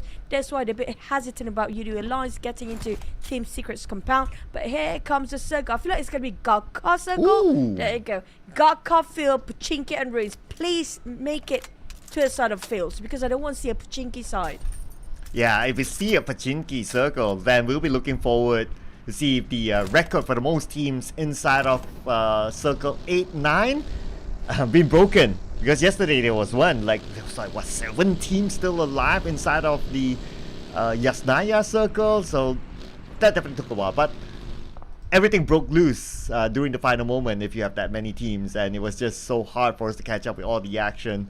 I do prefer a open field myself. It's a little bit more action and challenging for the teams, because you still can get information, hence you need to counter upon that, hoping that it pulls away. So far it's still 50-50. We'll probably need to wait for the next stage before we get some idea of that. Yep, no breaking down of the game yet, as everybody have their own respective territory. But you know what, just looking at the chat for a bit, Mr. Plenty, I agree, FaZe is one of the most consistent team out there. Every single week they got himself to a place. I agree, it's so hard to get the same number every single season, and they scored it every single week. Can they pull it again for this week? But so far they're not playing it today, so we're going to get back to that tomorrow possibly. On the side of Geek Slate, they're nowhere near how we expect them to perform. Come up from the Malaysian team, set for Sem 9, surprisingly. Of overall rankings and bonus point, Yudu Alliance make it, but where does the Sem 9 actually stand by end of this week? We have to wait and see. But Geek Slate though, they're supposed to be one of the best. What happened to them? Wouldn't be too worried for Sem9 at this point. I'll be worried for Geek Slate because they are somewhere at the danger zone. And if they continue to perform like this, because they must consider there are other teams that might perform above them, and they will push them down to the bottom 4. And if Geek Slate gets eliminated, it's going to be big news, considering that in PMGC, if we remember, during the league they were number 1, and in the finals of PMGC, they weren't too bad as well. So with the kind of stature coming into the PMPL Malaysia the following season, which is the recent season, they were champions, they did very well, and if they got eliminated at this stage, it's headline news. Speaking of newsflash and headline news, not a news for us for Tony K to get himself, but I want to see the different side of Empires, the aggressiveness that we saw with this revamped lineup coming up from New Zealand and Tony K. This is not their best yet. Trust me, I've seen it in CEC before. This is nowhere near what they were back then. But the problem is it because of PMSL, the players and the teams are way more challenging that they have to pull back for a bit, just hold back all their tactics, or even cannot even make an entrance like how they did in CEC? Is it that the reason, or they're just saving it for later? But the circle will pop again. Just keep on going upwards, please, for the circle, but nowhere near the heavy compounds, heavy buildings. Please stay away from there, because yesterday was really anticlimactic if that happens. But it's all down to circle to call it. We do have Warwick in the center, Geek Slate, Procedure Evils coming from North, Team Gets from Boom, Sem9 coming in later, where they have longer rotation. They're going to go from the eastern side. Yeah, so they're going to come in from Severny, where their natural drop spot is at. And with that kind of circle, they can kind of still take their time. Unless if it's military base circle, that's going to be a different story. But speaking about military base, the team from military base is in Pachinki. Here comes the DBS plays here again across the window bars. But Flash, he's trying to turn as much as he can, trying to swing it over, but Flash and Tiger Axe, this duo, this combination is always the best coming out from the side of Hill. Team Secret caught off guard. They definitely have to go out and retreat, pulling back all the way down there and realize, you know what, this is a mistake, because Hill is the team that you don't want to mess up with. Bacon time on the other end, and Team Secret caught themselves in the ham. You do Alliance Flax OP. That's going to be last day. No, they have 3 more players. But where are the others? Well, they're still moving, it seems, on the other side, so they might be looking to evade this fight as Flax OP will be taken out. It's going to be PB holding this ground. Flax OP given to Rankit. And it's going to be first elimination for PBE. But for the side of Team Secret, they lost the fight against Hale. It's down to Aizen and Kid. Now they're at the lower ground, but Void from a long range spots out Hale. Just tapping it away. It's going to be warning shots, but it's going to be even more dangerous for Team Secret caught between 2 teams. Back to the side of Void. Hill, Team Secret caught in between. Hill is spreading apart. Gatsler trying to find anybody from the flank side or from the back line for their supports there.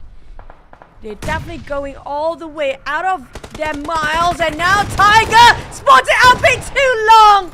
Aizen, he was holding that nade in the smoke, but too late to toss it. He should have tossed it the moment he heard the open of those doors.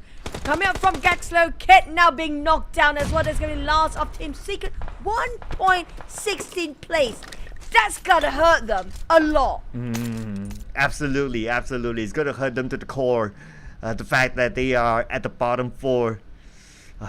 Still not showing signs of really coming back despite them having that break. But we are in game number 2. We still have a bunch of games to go. But as the game goes by, it's looking even worse. It's looking even gloomy for Team Secret. So, I don't know. I don't know how to feel anymore for Team Secret. But for GE, on the other hand, not giving up without a fight still. Spraying on the other side. And we got our wish here, Choo Choo. So it's looking good as a open circle now.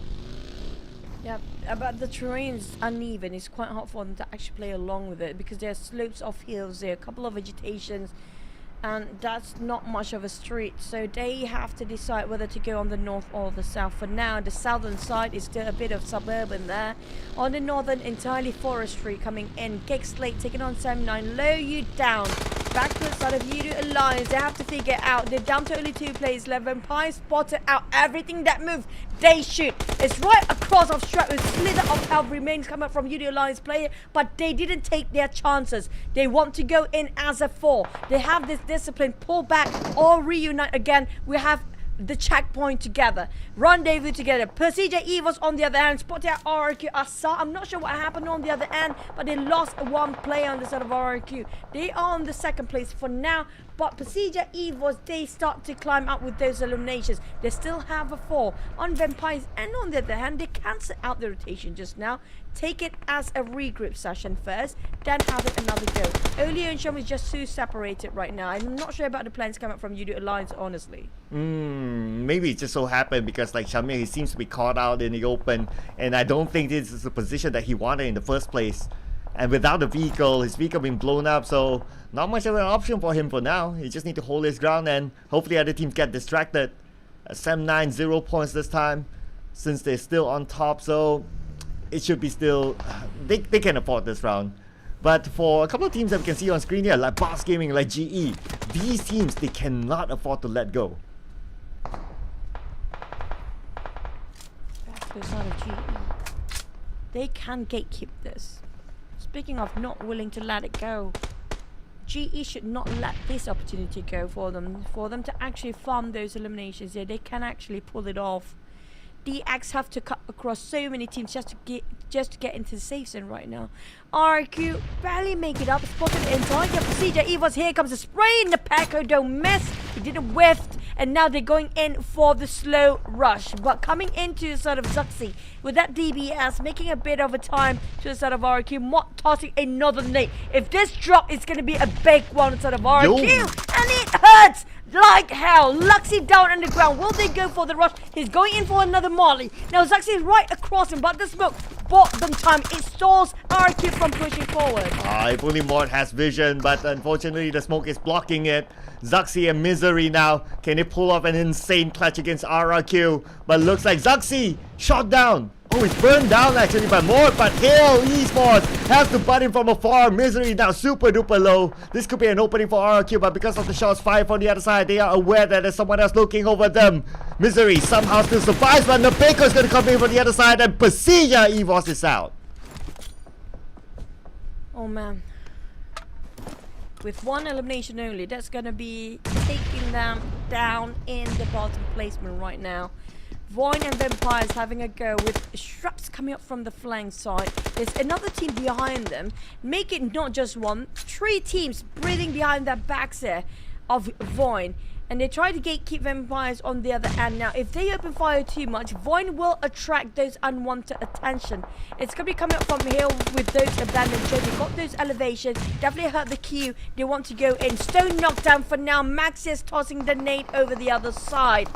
Here comes the nades being dropped, but can they evade those explosions? Shrubs having a 1-2-1 trade. Stone will be revived by Tony K, but Neezy trying to stall. But Yudu Alliance double down. Wow, where was Olio? Holy so the other building. And just had to butt in. But that could be an opening signal there for Voin. Thanks to Olio.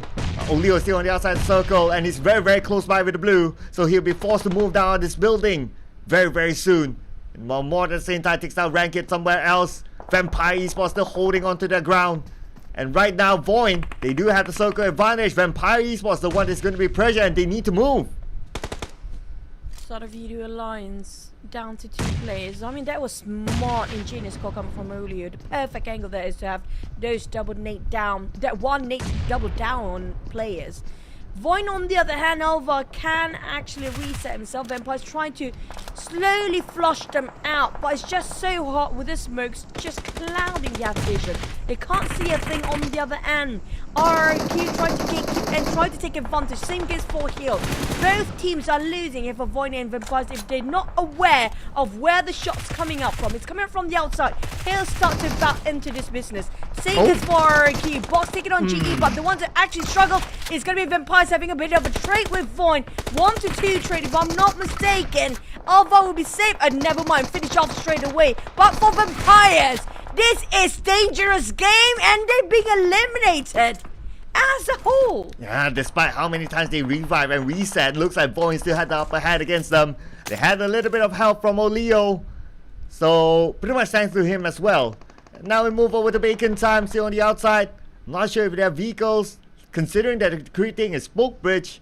Okay, they do have a buggy. They do have at least have another one, but looks like they're gonna send Ice into the circle first as a marker, as a scout, just to be sure that the coast is clear.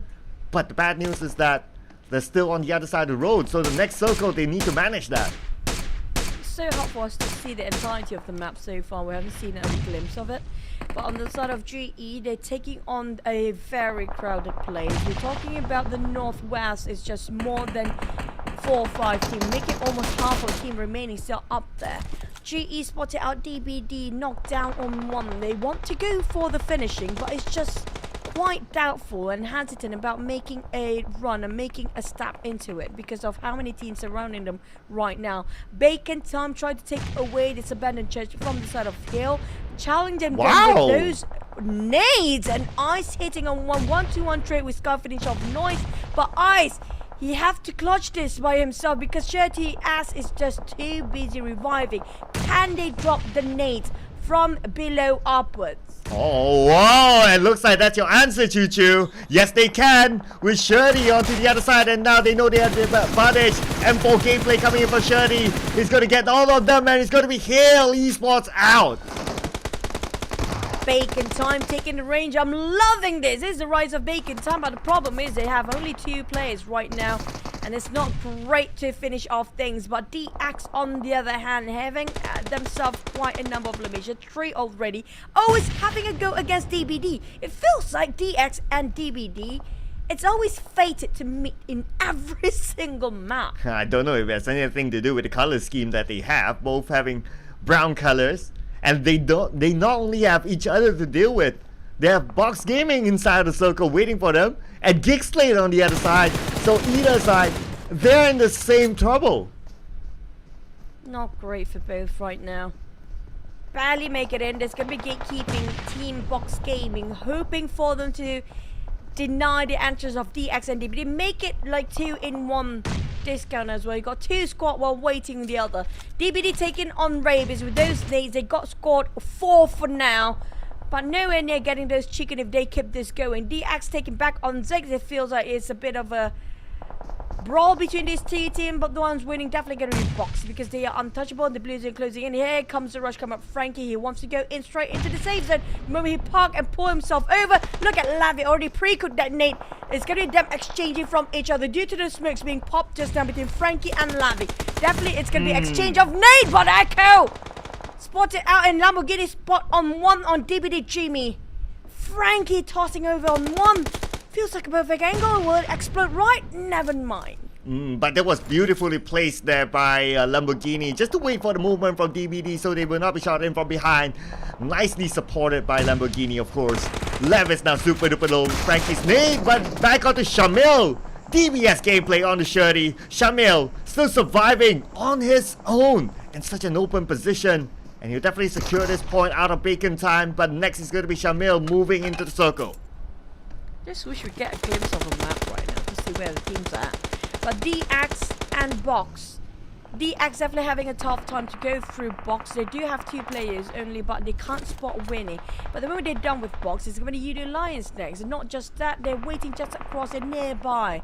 They got themselves an airdrop across, and nobody wants to touch it for now. It's going to be a bait, but Frankie, the moment he steps out from his hiding spot, Lamborghini and Frankie should have picked together. It's going to be a double pick at the same time. But now Lamborghini have to take the risk. Going in for a dangerous game, spotted out, well worth it. We call out for Lambo when you need of help. He delivers. Yeah, well timed there by Lamborghini.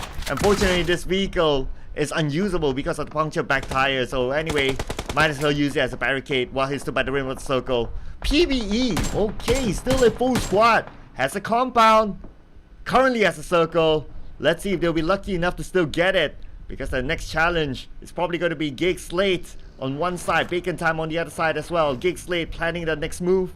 And where will they go? Will they clear out the compound that PB is at? Because now the circle is on top of them.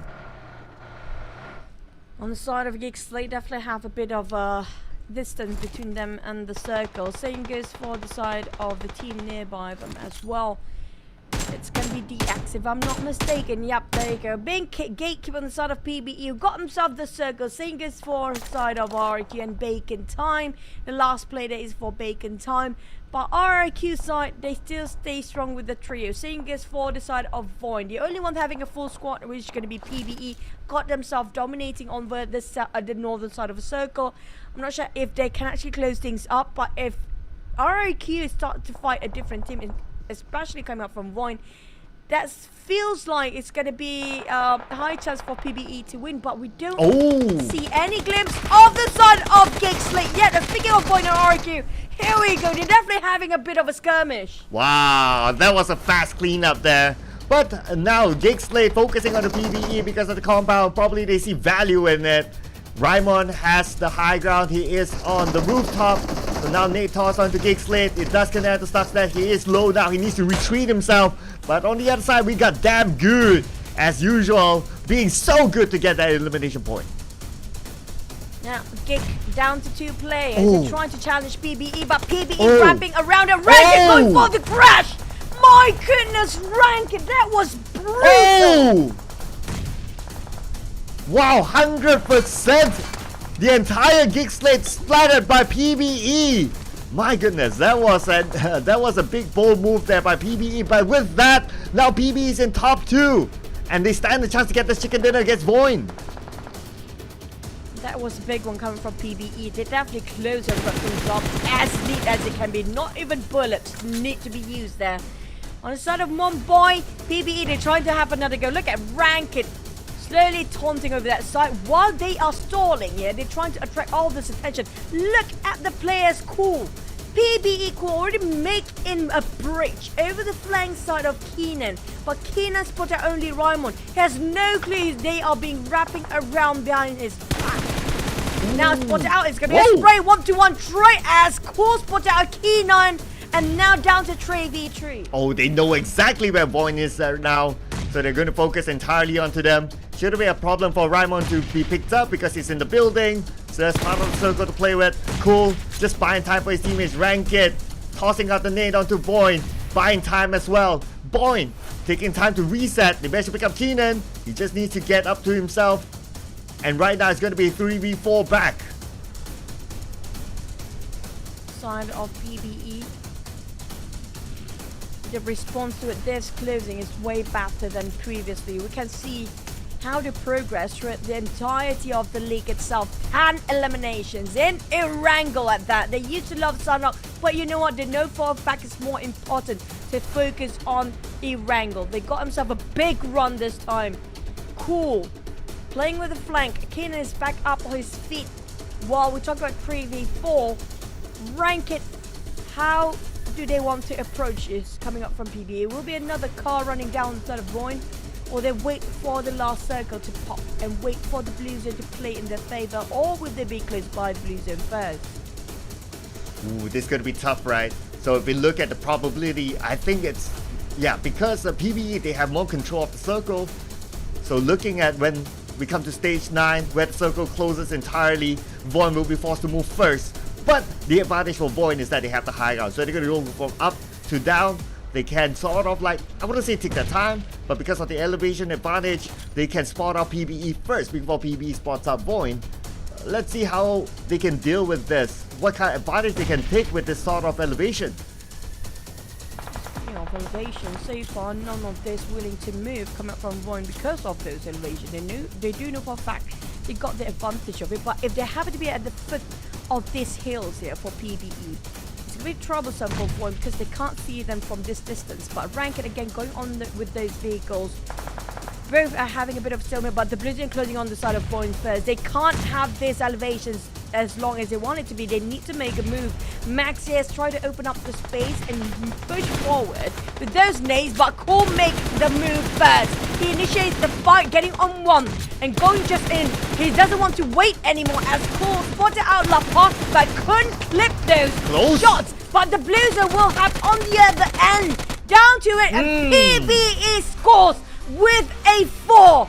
Ranked That was a big one coming up from the team, and cool. It was so ingenious coming up from the team to go for the flank instead. Very witty, outplayed all the teams out there. And they are not giving up. They are definitely not going to be in the bottom 4. That is what they tell themselves. PBE, they are in this to win this. They want to be in the grand finals, and they got more than 10 elimination points together with this chicken dinner. This will definitely be a big boost for PBE, representing the wildcard region, representing Philippines. This will be interesting. This will be an interesting run for PBE as we run down the week. Can they survive? Can they be the one to beat the odds? Ryman definitely at heart of it with 5 elimination points, at least half of PBE's eliminations. This is a big win coming from PBE. I just wish at least after this they keep the consistency at top 5. But Raimon, he does so much work for the team. He just the pillar right now coming up. Yeah, rank it. You know what? Every player coming from PBE have very unique sort of a role for them. It's not like the usual, you're the fragger, you're the entry. No, it's like whatever you feel like doing, you just follow your gut right now, because that's what's the best coming up from the team. Their game sense. Ranked, on the other hand, coming in with those vehicles, that was a huge one, winning them over the side of the teams. And the teams to watch for now, due to their performance just now coming up from PBE, got himself the longest squad time as well. You have to give it the other teams to watch right now. Geek Slate start to climbing up, but is it a bit too late now? Void on there, they were waiting for them to come back. DX has been starting off yesterday with a good run until today. Yeah, and they had to make the furthest rotations out of the top 4 teams in this round, dropping into Milta and moving on to the left or somewhere in the middle, and they still managed to get the chicken dinner. I mean, PBE got themselves a great compound as well. Sissoko having to favor them, and that's how they deal with the final moment. But I think one of the biggest highlights is definitely how they splattered Geek Slate, who was on the lower ground. Such courage shown by PBE. This shows that if you have the mindset of having nothing to lose, you just enjoy the game, and that's how you can get those points in. You know what, just now I noticed about the jersey coming up from PBE, it's all down to their instinct really, because they were waiting and they were overthinking for a bit before they closed it up their chicken dinner just now.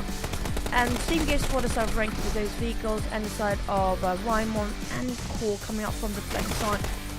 I have a feeling they're all following their instinct to do what needed to be done. And their timing was impeccable, going in at such a perfect time, perfect direction, and perfect angle. At something that you cannot just get it within a snap of a finger like this. How the timing was impeccable. Their game sense, it's there.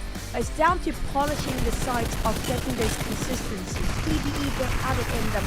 The wildcard can actually fight this season. I have a feeling they've been rising up the occasion. If you compare it with all the last previous seasons before, they're nowhere near, but now feels like they're meeting up maybe way better if their standards are up there.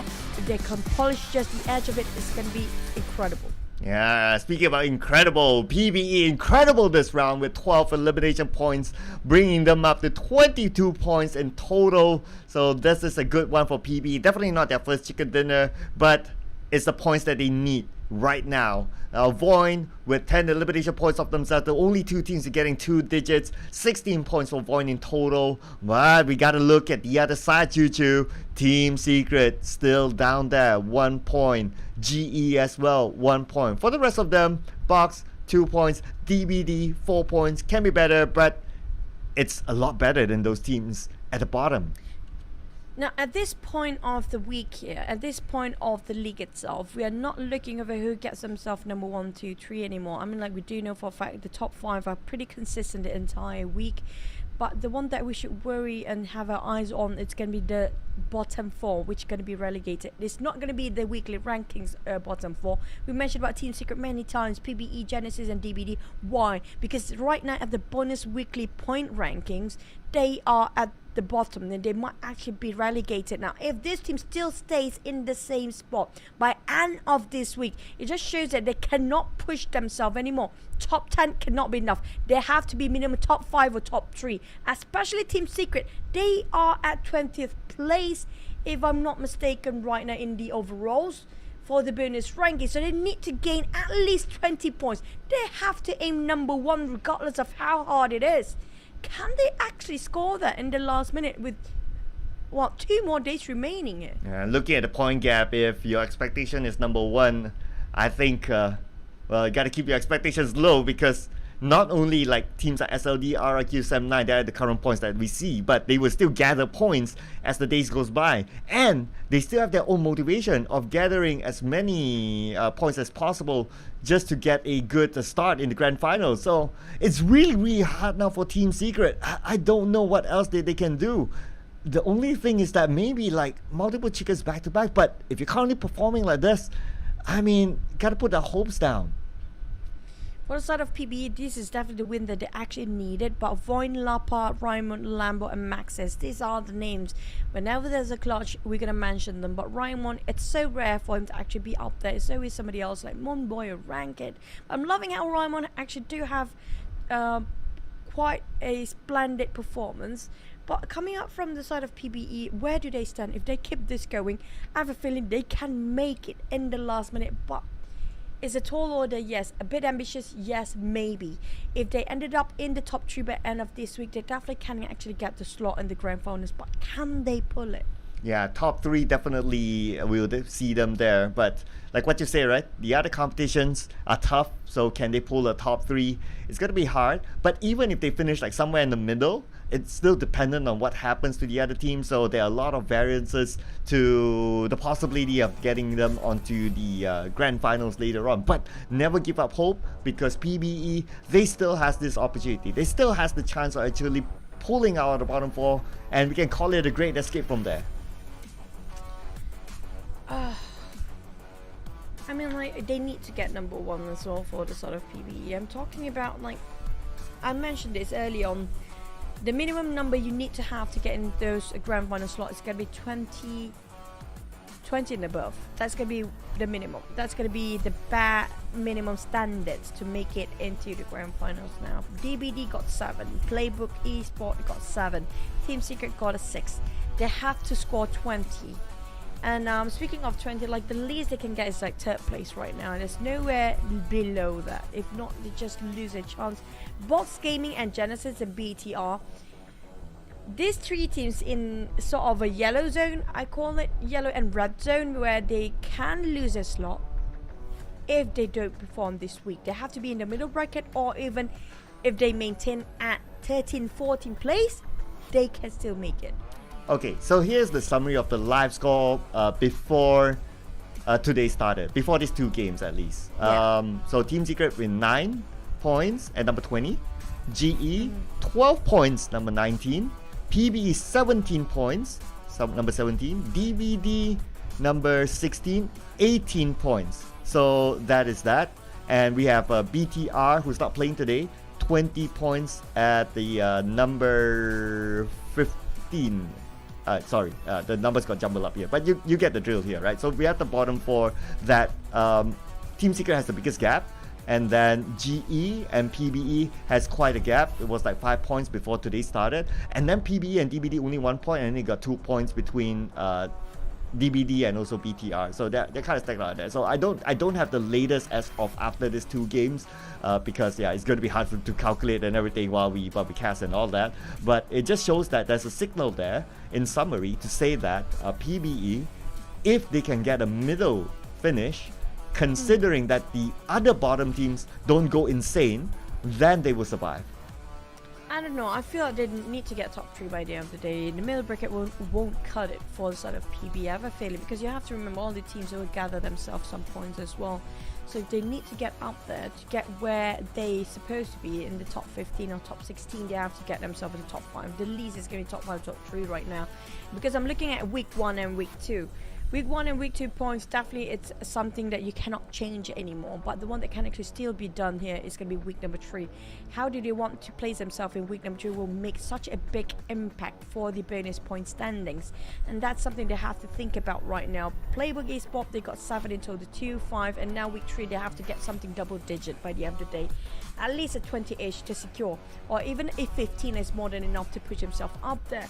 But in the meantime, How about the other teams that get themselves in 12th to 16th place? In the meantime, we got an interview, so we got to pass it back to our host Tash. Take it away.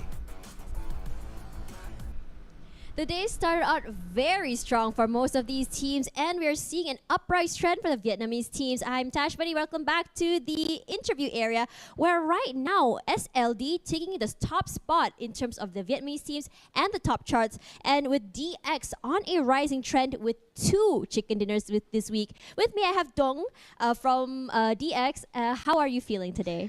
Em cảm thấy như thế nào hôm nay? Cảm nghĩ của em. Em cảm thấy hôm nay khá là ổn. My feeling feel comfortable. He's very comfortable, and that's really exciting to see because we have a lot to talk about. Let's talk about this week. Now, we've seen improvements across the board for all the Vietnamese teams. Now, start off with your team. What do you think you've seen the improvements so far, and what do you think about all the other Vietnamese teams' current placements? Mình thấy các cái đội của Việt Nam cải thiện rất là nhiều trong những tuần gần đây. Em có nghĩ là các cái đội Việt Nam mình sẽ thống trị trong thời gian tới nữa không? Kiểu như là chiếm lĩnh ưu thế đó. Về đội của em thì vẫn cải thiện từng ngày, và còn nói về tuần này thì Bóc và LD đang làm rất tốt, và khả năng là LD sẽ giữ được cái top 1 ở trong tuần này đến 80%. My team if you put more performance and will maintain the result for Boss and SLD. I'm sure that they will get the targets, and for me, 80% for SLD will get the top. Wow, 80% for SLD. That's a lot of brotherhood coming here to see from the teams here from Vietnam. Yes. Now, is there any special tactic that you guys are using this week compared to last week? Did anything change? Trong tuần này thì đội của mình có dùng cái chiến thuật nào khác so với tuần trước không? Chiến thuật của team thì vẫn như các tuần trước, nhưng mà tuần này sẽ tập trung vào cải thiện về teamwork và các lỗi cá nhân. The strategy we still keep the same. However, this week be more focused on the correcting the personal mistakes and teamwork, team play. Team play is always very important, especially in this game. Now, final question. Do you study any of the team strategies as reference that help your team improving? Câu hỏi cuối cùng là muốn xin hỏi em là em có tham khảo các chiến thuật của các đội khác để lấy thông tin cũng như là để cải thiện, để giống như mình tham khảo thêm để cho đội mình vững vàng hơn đó. Về việc tham khảo là cái việc rất là cần thiết, phải tập trung nghiên cứu về lối chơi cũng như chiến thuật của các team để mình tính toán cho chiến thuật của team mình. I always research their strategy, viewing and them how they play and recording and make the revision for our team. Yeah, that's the good way to guess. Yeah, it really is a good way. If you guys didn't know, a lot of players actually do VOD reviews, and it really shows in your performance. So, Dong, thank you so much for taking the time to interview with us. Good luck to your team as well as the Vietnamese teams. Let's see if Vietnamese Rising will be the team today, or whether or not we'll go back to yesterday to a team from Indonesia to get all the chickens today. Regardless, let's go back to the casters. I'll see you guys later. Bye.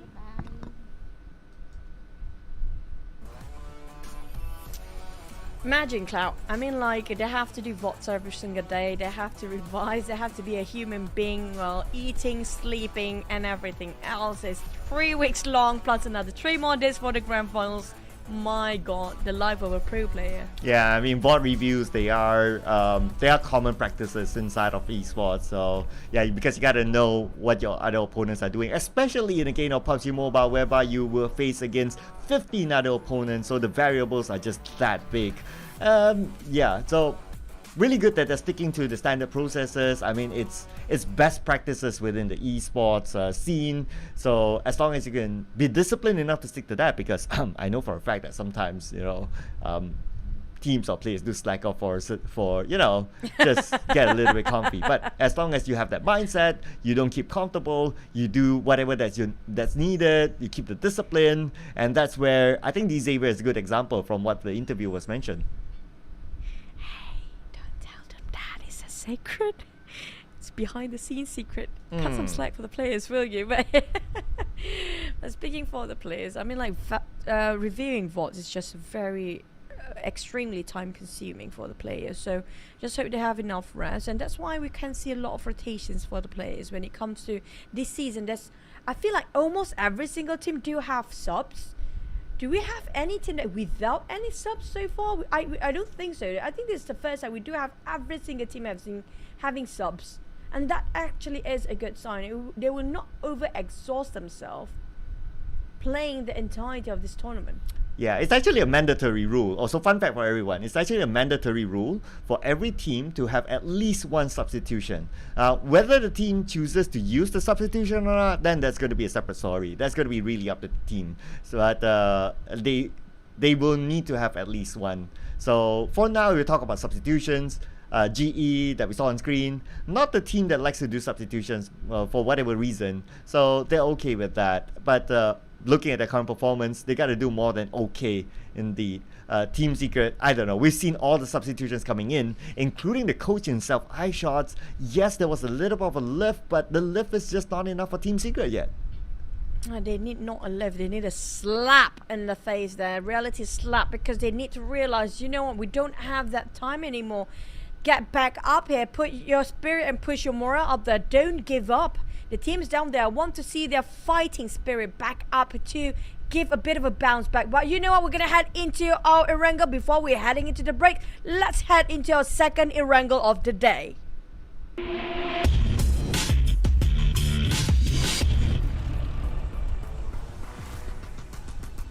So that's going to be the Erangel before the break, ladies and gentlemen. PBE coming off of a chicken dinner. Can they bring that momentum forward? That's a bit of a great question mark. At least for the flight path, it's going to favor PBE as they normally like to drop around the areas of Milta power so they can straight fly into it. Should be a-okay for them. But what matters the most is definitely going to be the circle. Oh well. It's going to be SMB circle because this flight path sometimes it's a sign of SMB, okay? Because it's starting off from SMB, there are chances we might end up there. We gotta have to wait and see. But for Team Secret, Udo Lines, this is going to be a beautiful flight path. But surprisingly, Vampire is dropping early as well. So this is going to be a hectic SMB as a start. Even Geek, they are going over the other side, but they are just going to cross the river with those gliding. But Vampires are taking the fight into Team Secret's compound. This is going to be an interesting start. Yeah, very interesting indeed. The fact that Vampire drops there, whether they will enter military base or not, I'm not too sure about that. I kind of feel that if I put myself into Vampire shoes, I wouldn't want to do that because inside military base, the loot is a lot more than obviously the southern side. So by that time, when they enter, Team Secret would have been a little bit more stocked up. So they'll be facing a big challenge there against a stocked up team. But now the circle, still on the left. We still have some percentage of a North George. We haven't seen a North George circle yet, so hopefully we get something different this time. Did we actually have a glimpse of the circle just yet? Yes, it was on the left. Okay. On side of Team Secret, and they definitely have to make it fast because they do know for a fact there's going to be more than one team to occupy SMB for now, which the usual is going to be utilized, but Vampire is definitely going to go for the hunt here. I feel like they want to go for the kills this time before we're heading into we're done with our first half of the day and heading into the breaks. But for the side of Void, they were quite consistent today. I mean, like Void, we're having them playing here today. It feels like very different from the second week of Void, which was very quiet. They're back. We're having back the Void in first week, where they are not too flashy for plays, right? They're not too sort of a big clutch going on that getting all the attention of all the netizens and the watch and the viewers, and you go, wow. They just sort of a textbook play come up from Void, but it's working right for them. So it feels like they're back with those momentum coming from Void, balancing out the ranks and the eliminations. As long as they got quite a number of points, it's enough for them. Yeah, whatever it is, right? Whether it's placement points, whether it's rank points, if it works out for you, that's fine at the end of the day. So looking at how Void has been playing, I think that Void, they're back to like doing well. Of course, it's not like the boomy Void that we saw in week number 1.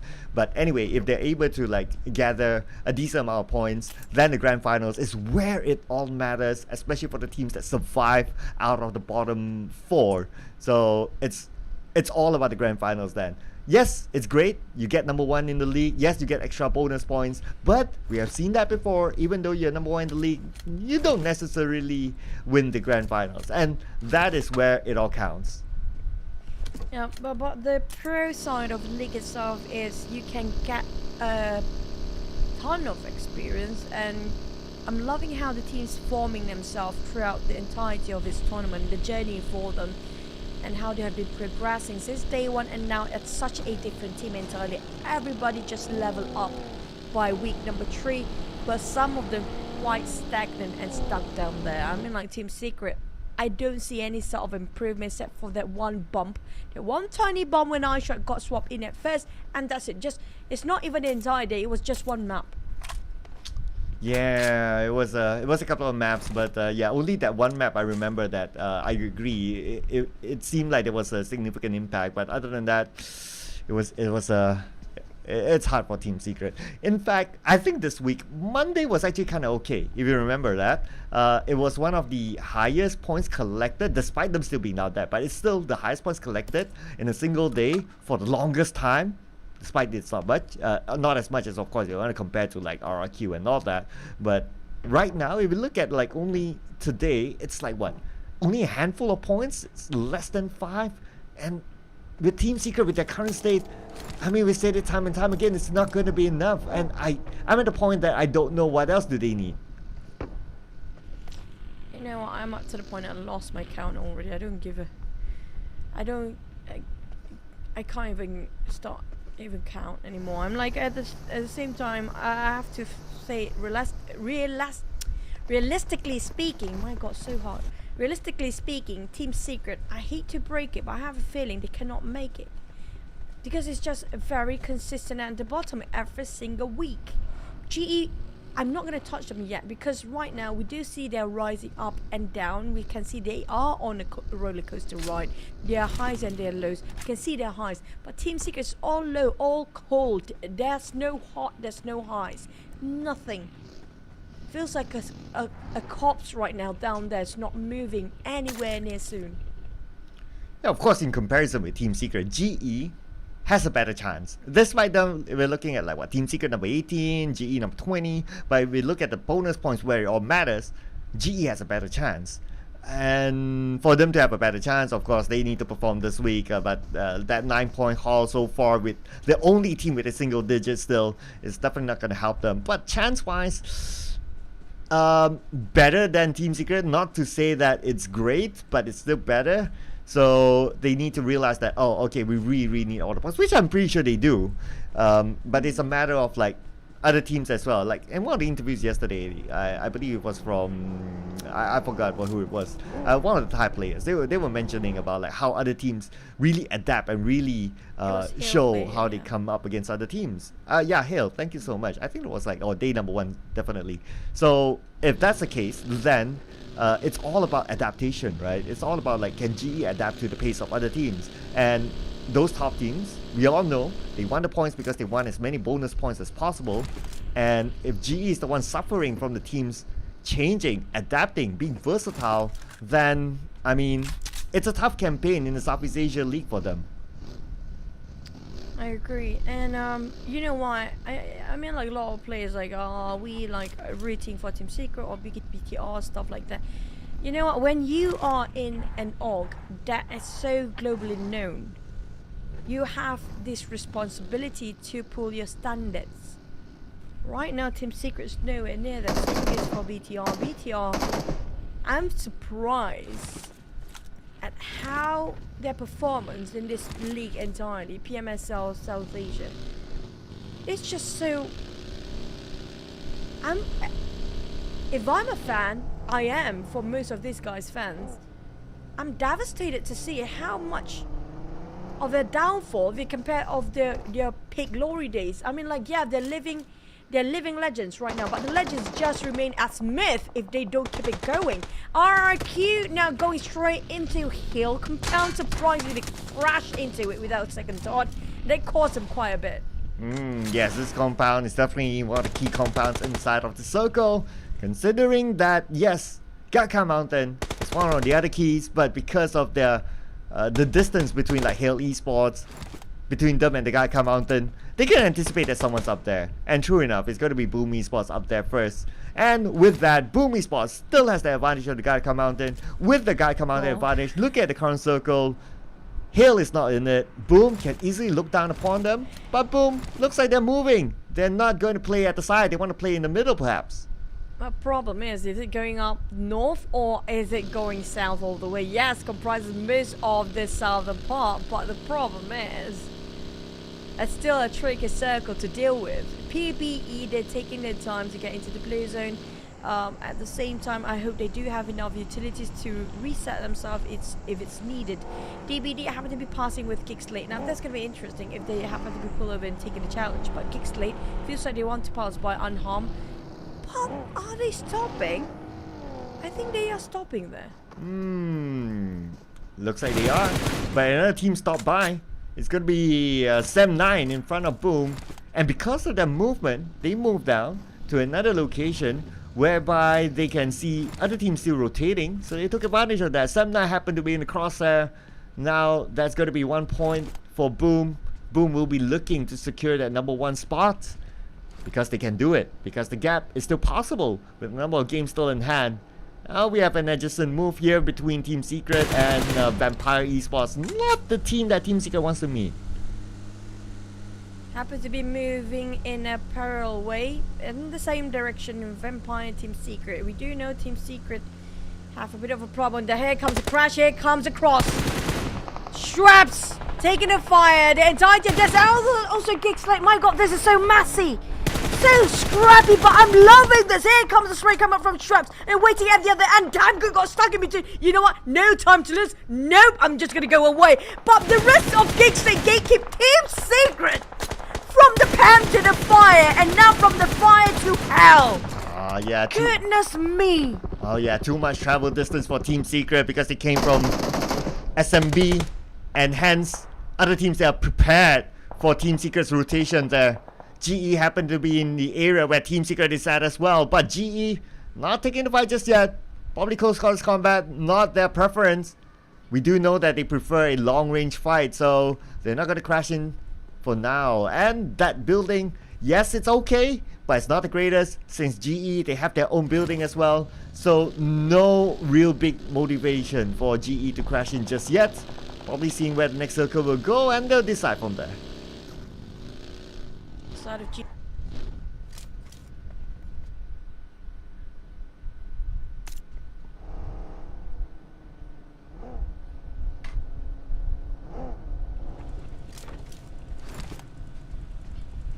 Ooh, okay, here we go. Hold your breath.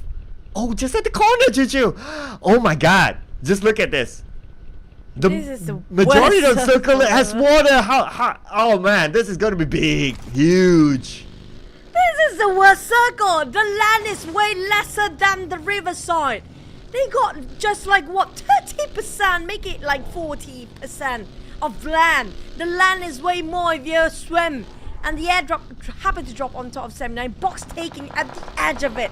Imagine how Box Gaming want to cross over this side. Oh yeah, this is going to be fun though. We still have 60 players left and it's going to be all out warfare. Now Hail Esports taking over this compound that was held by GE at some point. And look at the current condition. Looks like GE will need to play with the rest of their 3 players in this round. And look at the amount of teams around them. We have at least like what, 6 teams in the minimap. It's incredibly crazy circle. I think this is the first time we're having this sort of circle in PMSL so far, the entire tournament. It's going to be a really tough one. I think the players are, you know what, just going to complain by the end of today.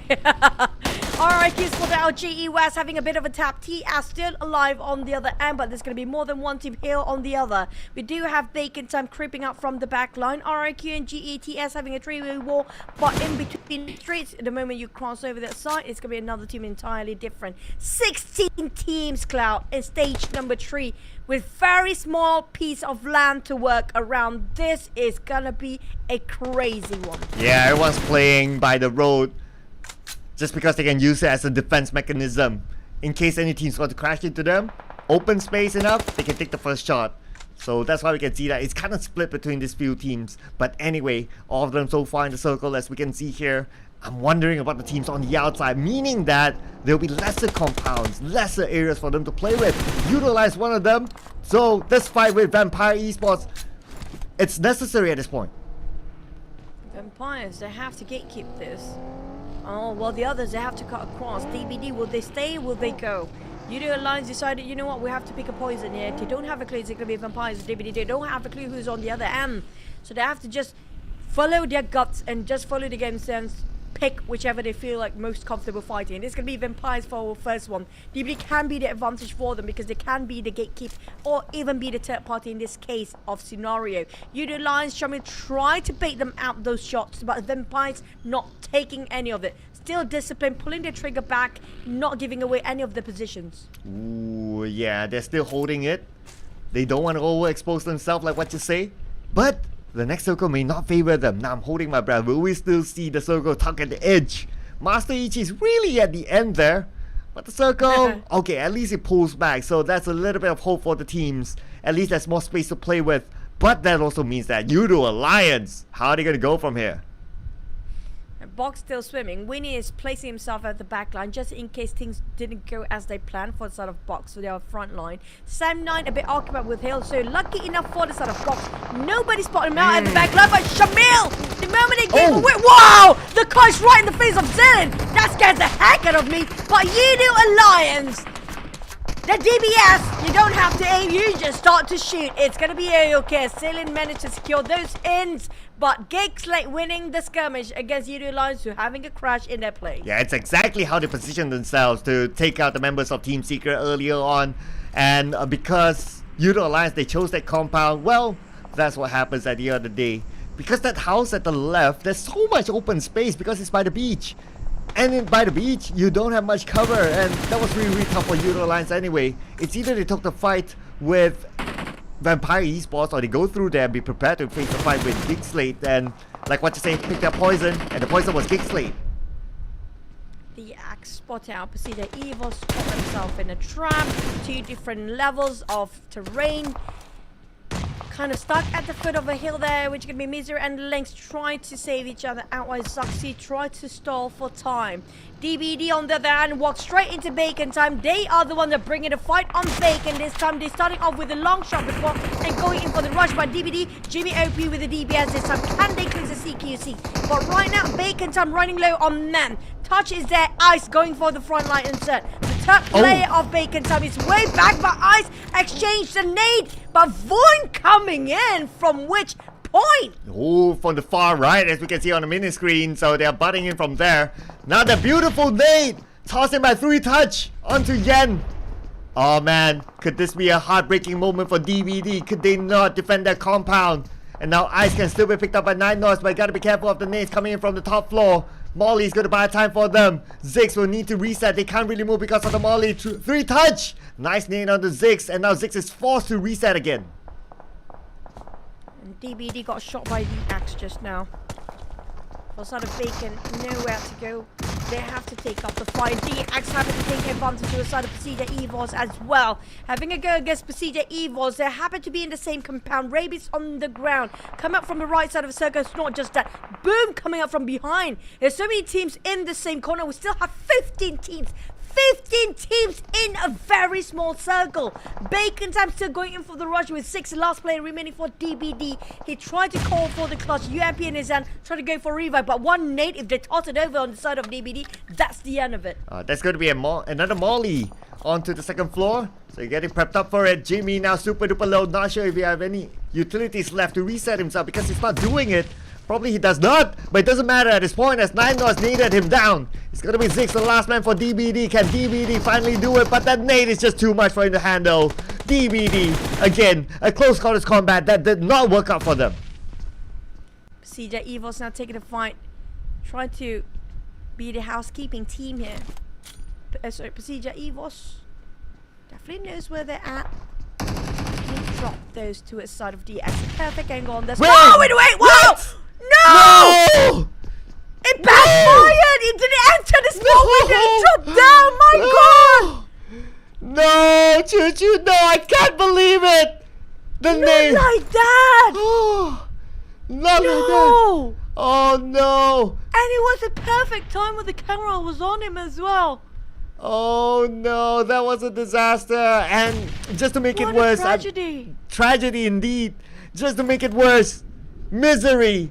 He had a chance to play today, but that kind of performance, I would guess that the coach would have a second thought right now. But yeah, he needs to redeem He's himself. ended up in a next round. misery.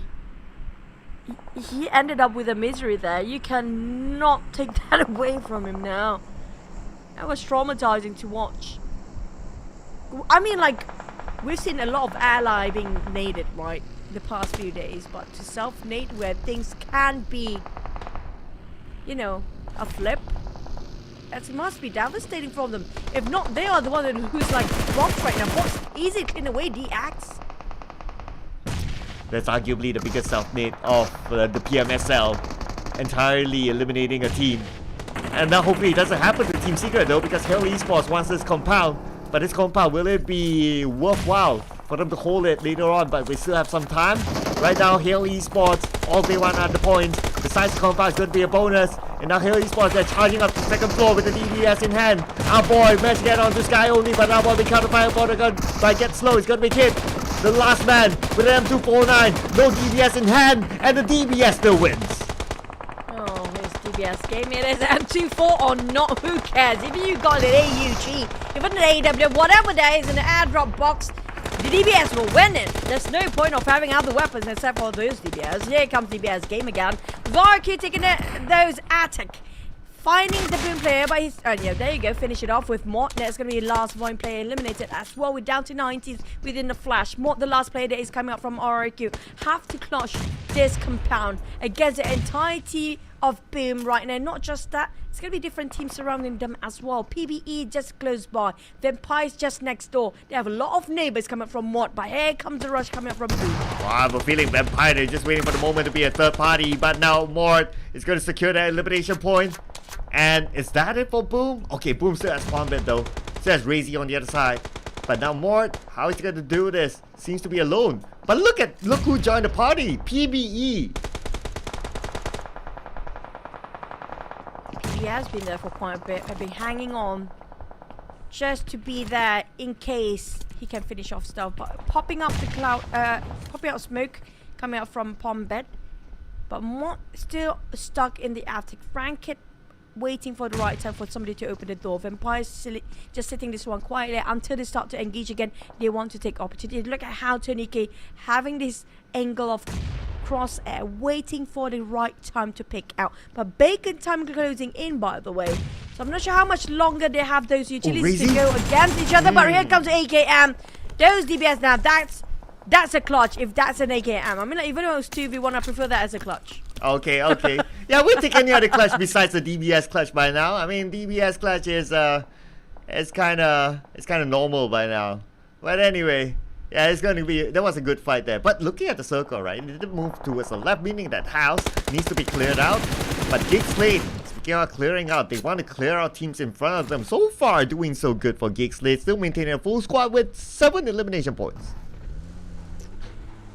So far, nobody actually hitting those double digit due to, you know what, because of the edges barely make it in for the circle. It's just really one of the craziest circle, bizarre one in the entire PMSL so far. But Boom, Palm Bit with a Ranked now having a bit of exchange of fire. At the same time, we do see Bacon time start to move. Going against the side of Geek Slate, who's down to only 2 men. Slate making a full squad still there. But Bacon going in with the rush. Noise going on the fragger. Damn good. Mika got back. With that response, taking back on the 9 Noise side, and Ice just going in for the shutting down on Mika. Down to only 2 players left, but Bacon time, Noise, Ice still can make a go. Stuxnet and Zilin, they're a bit occupied over this side. I just hope nobody coming in from behind. It's going to be down to the 2 newer players here for Geek Slate. Let's see what they can pull off. But let's see what Box Gaming can pull off as well after they swam across from North Yogobu, and now they're on the southern side. But GE needs to defend the ground with Winnie going down to the DBS on Ichi. He has more to deal with though. 3 more that's still active for Box Gaming. But Levis counterfire nade on to West. Side of West Need to be saved by Smile. Master Ichi just too much in the front, but Box. What? Another self-made Box Gaming? Not like this. Oh man, if only we have a stat for self-made too. And ally need as well. Put that in the stats. But on the side of Capone, he got himself Master Ichi now left with only Smile here. Coming up from GE. This is their downfall. So far, GE back to where they started. Square one, week number 1. It feels like they are nowhere near about their week number 2 yet. Smart trying to pull off with Micro Uzi. 51 bullets, but he's running away. Slither of health remains. Juno's been picked back up. Box back to his 4 players. Small. Can he actually do have a time to reset? Look at how Weenie tried to cook up the net on the outskirts.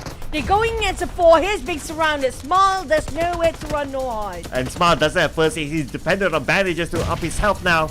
So hoping that they don't spot him. He is on the rooftop. So all those needs in vain. But Geek Slate, they want to butt him from afar, but finally Levis spots on Smile, and that is it for GE. 3 elimination points. Valiant effort, but at least a top 5 finish. Box do have a full squad, and definitely going to play a biggest advantage that is for them.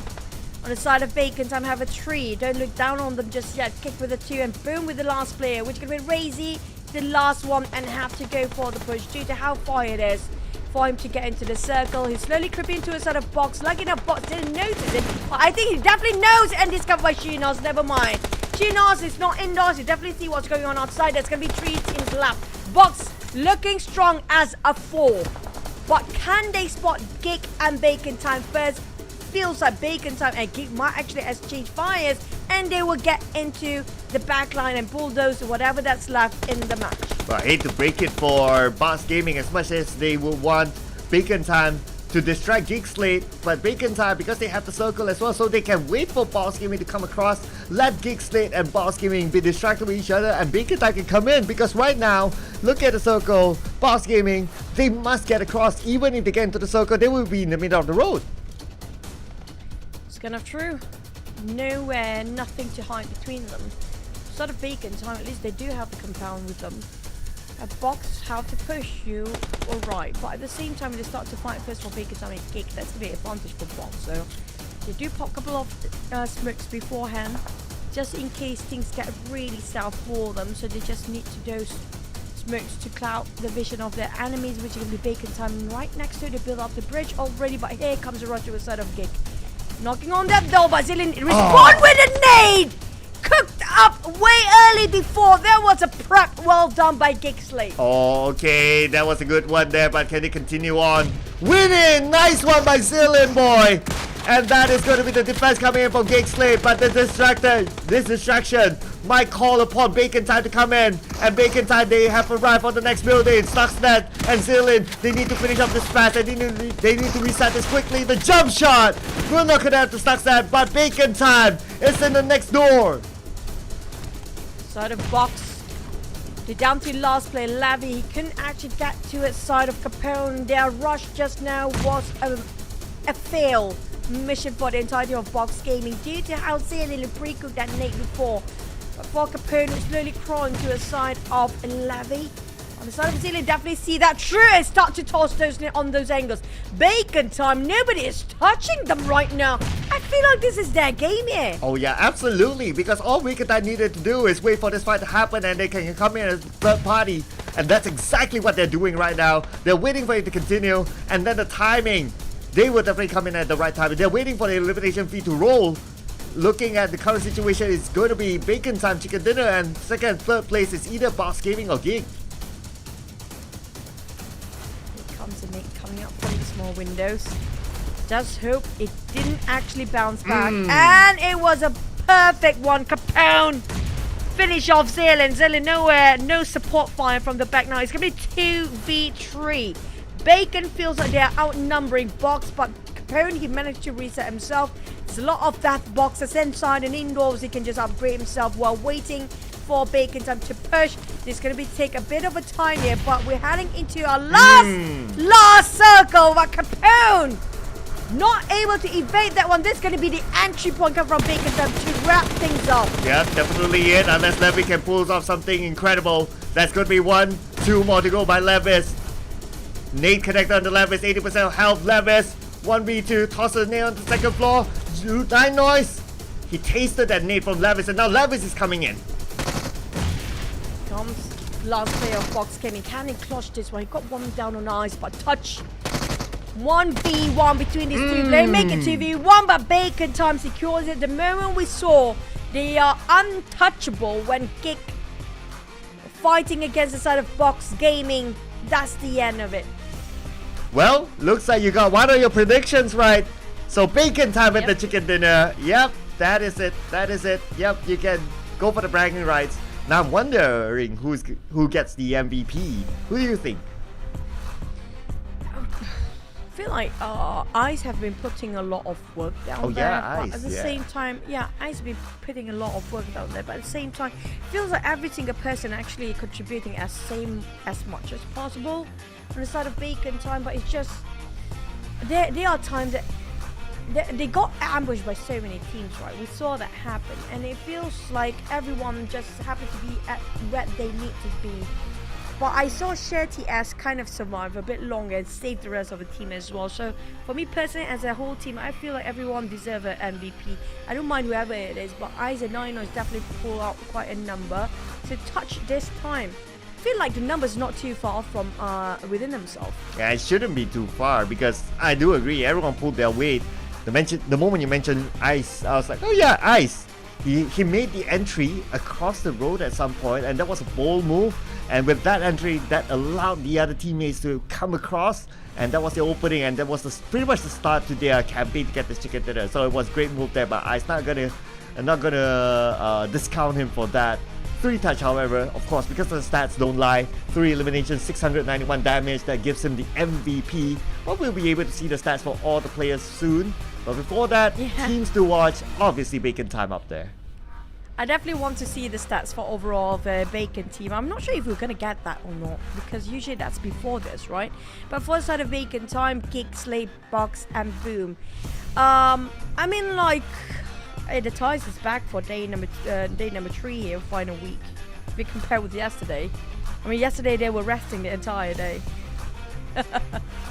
Yeah, I mean, generally, all of them can afford an off day, so they took that chance. But yeah, now it's back to a day that if you don't have a Thai team inside of these kind of stats, right, it's like, ooh, that's going to be big news. It's going to be highlight news. But hey, you know what, Bacon Time, yesterday was their off day even though they were playing, but now they're playing, and with the chicken dinner, even previous rounds, they did fairly well. So it's good to see Bacon Time actually able to pull themselves back up. That's why I call it off day for chickens, because they don't want that chicken that day, even if they are playing. On the side of the other teams though, we do see kind of a consistency from the side of REQ. I love how REQ been progressing the entirety of the PMSL side as well. I mean, like, yeah, you can see how solid they are. They're just perfecting their teamwork throughout the time. But on the side of Slate, they are in the middle pack. But if you want me to place them, it feels like they are on the lower mid pack, not in the upper mid pack. They're not there yet. It feels like they're losing their touch here, coming up from the side of Geek Slate. Boom, ups and downs as well, but on the side of Box, since second week, if I'm not mistaken, they start to rise up to the occasion. Now on the side of DX, they're starting their performance really strong when it comes to the 2 week, a bit later than the rest. SLD has been very consistent since week 1. Feels like the progress a bit slower for each of certain team in Vietnam. Yeah, true enough. But if you kind of think about it, like we mentioned about Box Gaming, I think this round wasn't too bad for them. And they do have the big motivation of like, oh, we ought to get out of the bottom 4 or in the danger zone at least. So Box Gaming, just look at this. 8 elimination points, 6 rank points, 14 points in total for Box Gaming. I mean, they're looking good. They're looking good to be one of the teams to not be in the bottom 4. But I can't say the same for Team Secret. Again, a round with 2 points, definitely not enough. PBE, because they got the chicken dinner before, this time around 2 points, you can sort of like, give them some leeway there. But for the others, let's see who's down there. DVD as well, 2-point haul. They need the points in the back. So yeah, I guess they'll be looking forward to this break to really reflect on themselves for the next 3 rounds for the day. Well, we're going to hop onto the overall rankings later on, where things will be really dicey for teams down, especially when it comes to having those numbers the same week over week, which could be TS, GE, and BTR, and as well as Geek Slate. I need to focus on these 4 teams right now because they're not safe at all. For Box, they barely make it. If they can ended up with the top 5, they can get in the top 16 because right now they are on 17th spot based on their first week and second week of bonus ranking.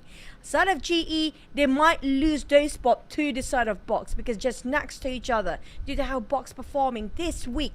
For the side of DBD, I have nothing else to say.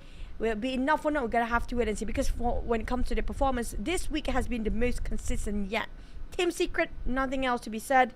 Unless they start to wake up, they start to realize, you know what, this tournament meant something for them, then they start to do something by the end of the week or just by the end of today. Yeah, my comment on DVD right now is that before this round they were on like page number 1, so they're like kind of okay. But this time around, because this is the core example of when we say that a DVD also depends on what happens below them. So because PB, they got the chicken dinner, now they're on page number 1, they rose up, and that naturally pushes DVD down. And a bacon time as well, because of the chicken dinner, they push DVD down as well. So yeah, there are a lot of factors that they need to depend on, include not only themselves, but including like what happens to the other team, how far the other teams can push them down in the weekly rankings at number 1, and also the bonus points. So DVD, since a lot of those factors are out of their control, they need to focus on themselves back. They need to get back up.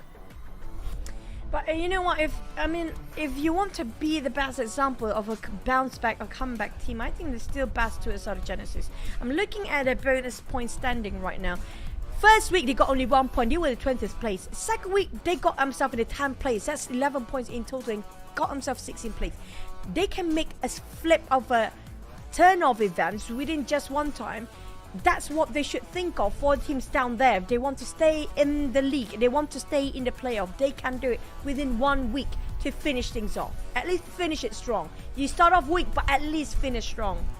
Yeah, and that's where we talked about like adaptation, right? Because all the other teams, they are adapting to the league as we go on, because there are many days to play. But anyway, there are many more days to play. Well, not that many, we can't think about it. But the point is that, you know, there are many more breaks as well. So we're gonna take a break here, ladies and gentlemen. So if you just join us again, we're gonna re-explain. Sometimes people get surprised, like, oh, in the comments, like, oh, why is it a 1 hour break? Why is it not like a typical like 5-minute, 10-minute break? Well, it's because it's Ramadan season, ladies and gentlemen, the holy month of Ramadan. And also Good Friday to you guys as well. For the Christians out there, it is also the Easter day today as well. So break fast, ladies and gentlemen. We'll be seeing you after this 1 hour break.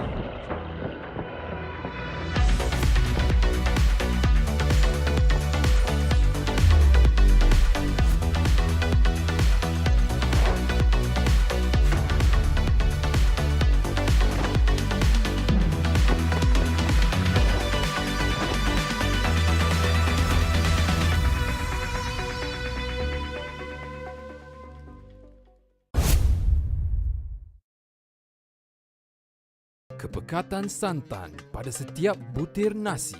PUBG Mobile. Kepedasan sambal menjadi pembuka selera. PUBG Mobile. Ikan bilis, kacang serta timun.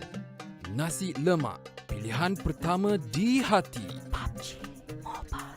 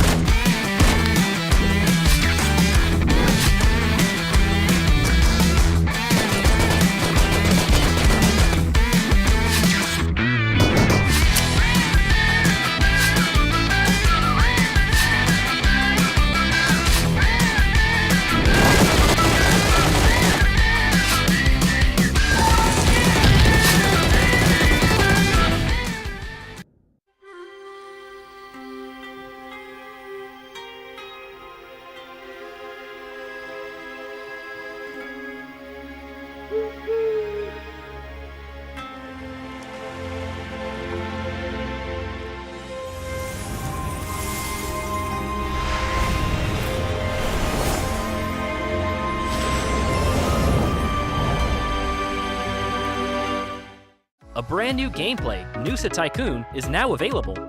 Welcome to your very own island. Earn Noosa coins, build your island, and increase your prosperity. That way, you can win a free legendary set and commemorative titles. The main way of earning Noosa coins is by running the Regal Resort. The higher the level, the more profits you reap. Invite friends to stay at your Regal Resort and help you run it for both of you to gain additional earnings. Keep using Noosa coins to upgrade buildings for your island to become more prosperous. Upgrading the cargo terminal can additionally improve the prosperity of your island. When you reach 2,000 prosperity, you can redeem a permanent legendary set for free. Every 8 hours, players can explore the mysterious cavern once for free to dig up crates and collectible items. The higher the cavern's level, the greater the chance of excavating collectible items, which further increase your island's prosperity. Here's a little tip. The most profitable strategy is to evenly upgrade all 3 buildings. A hologram of your island displays in the lobby during the event, and its appearance changes as your prosperity increases. So come and build up your island with friends.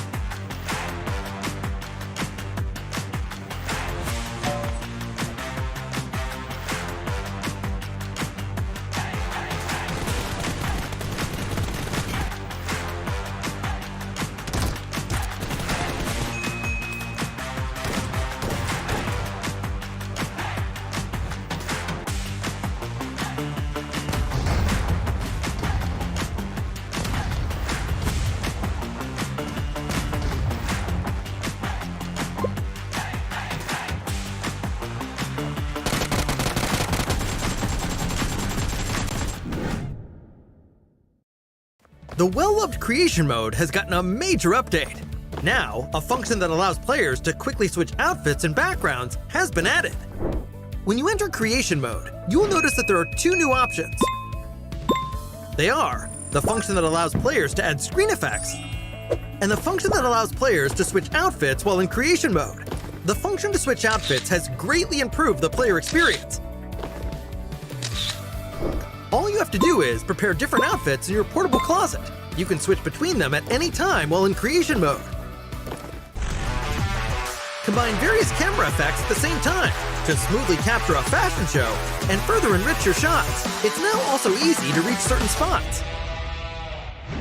Furthermore, you can now display companions in creation mode. They also have their own dedicated photo and video taking templates to better capture them up close. That way, you can capture beautiful moments from more angles.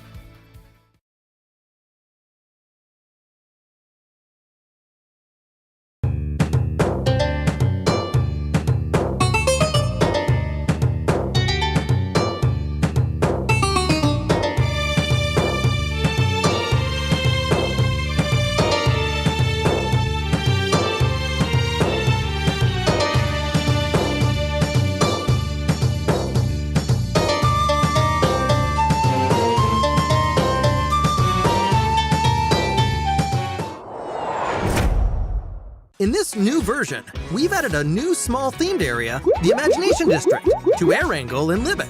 If you wish to quickly check out the new resource point, it's best to go to Air-Angle. These widely dispersed Imagination Districts will provide you with new options for gearing up. Try landing here at the start of a match to loot more supplies than usual. Also, similar to the Imagination Plaza, Imagination Districts also offer interactable areas that allow you to get rewards. But since the areas are small, each Imagination District can only be interacted with once. If all teammates jump to the same Imagination District, there might not be enough supplies for everyone. In that case, it's a good idea to split up roles in the team. Some teammates can first scout the nearby area for supplies.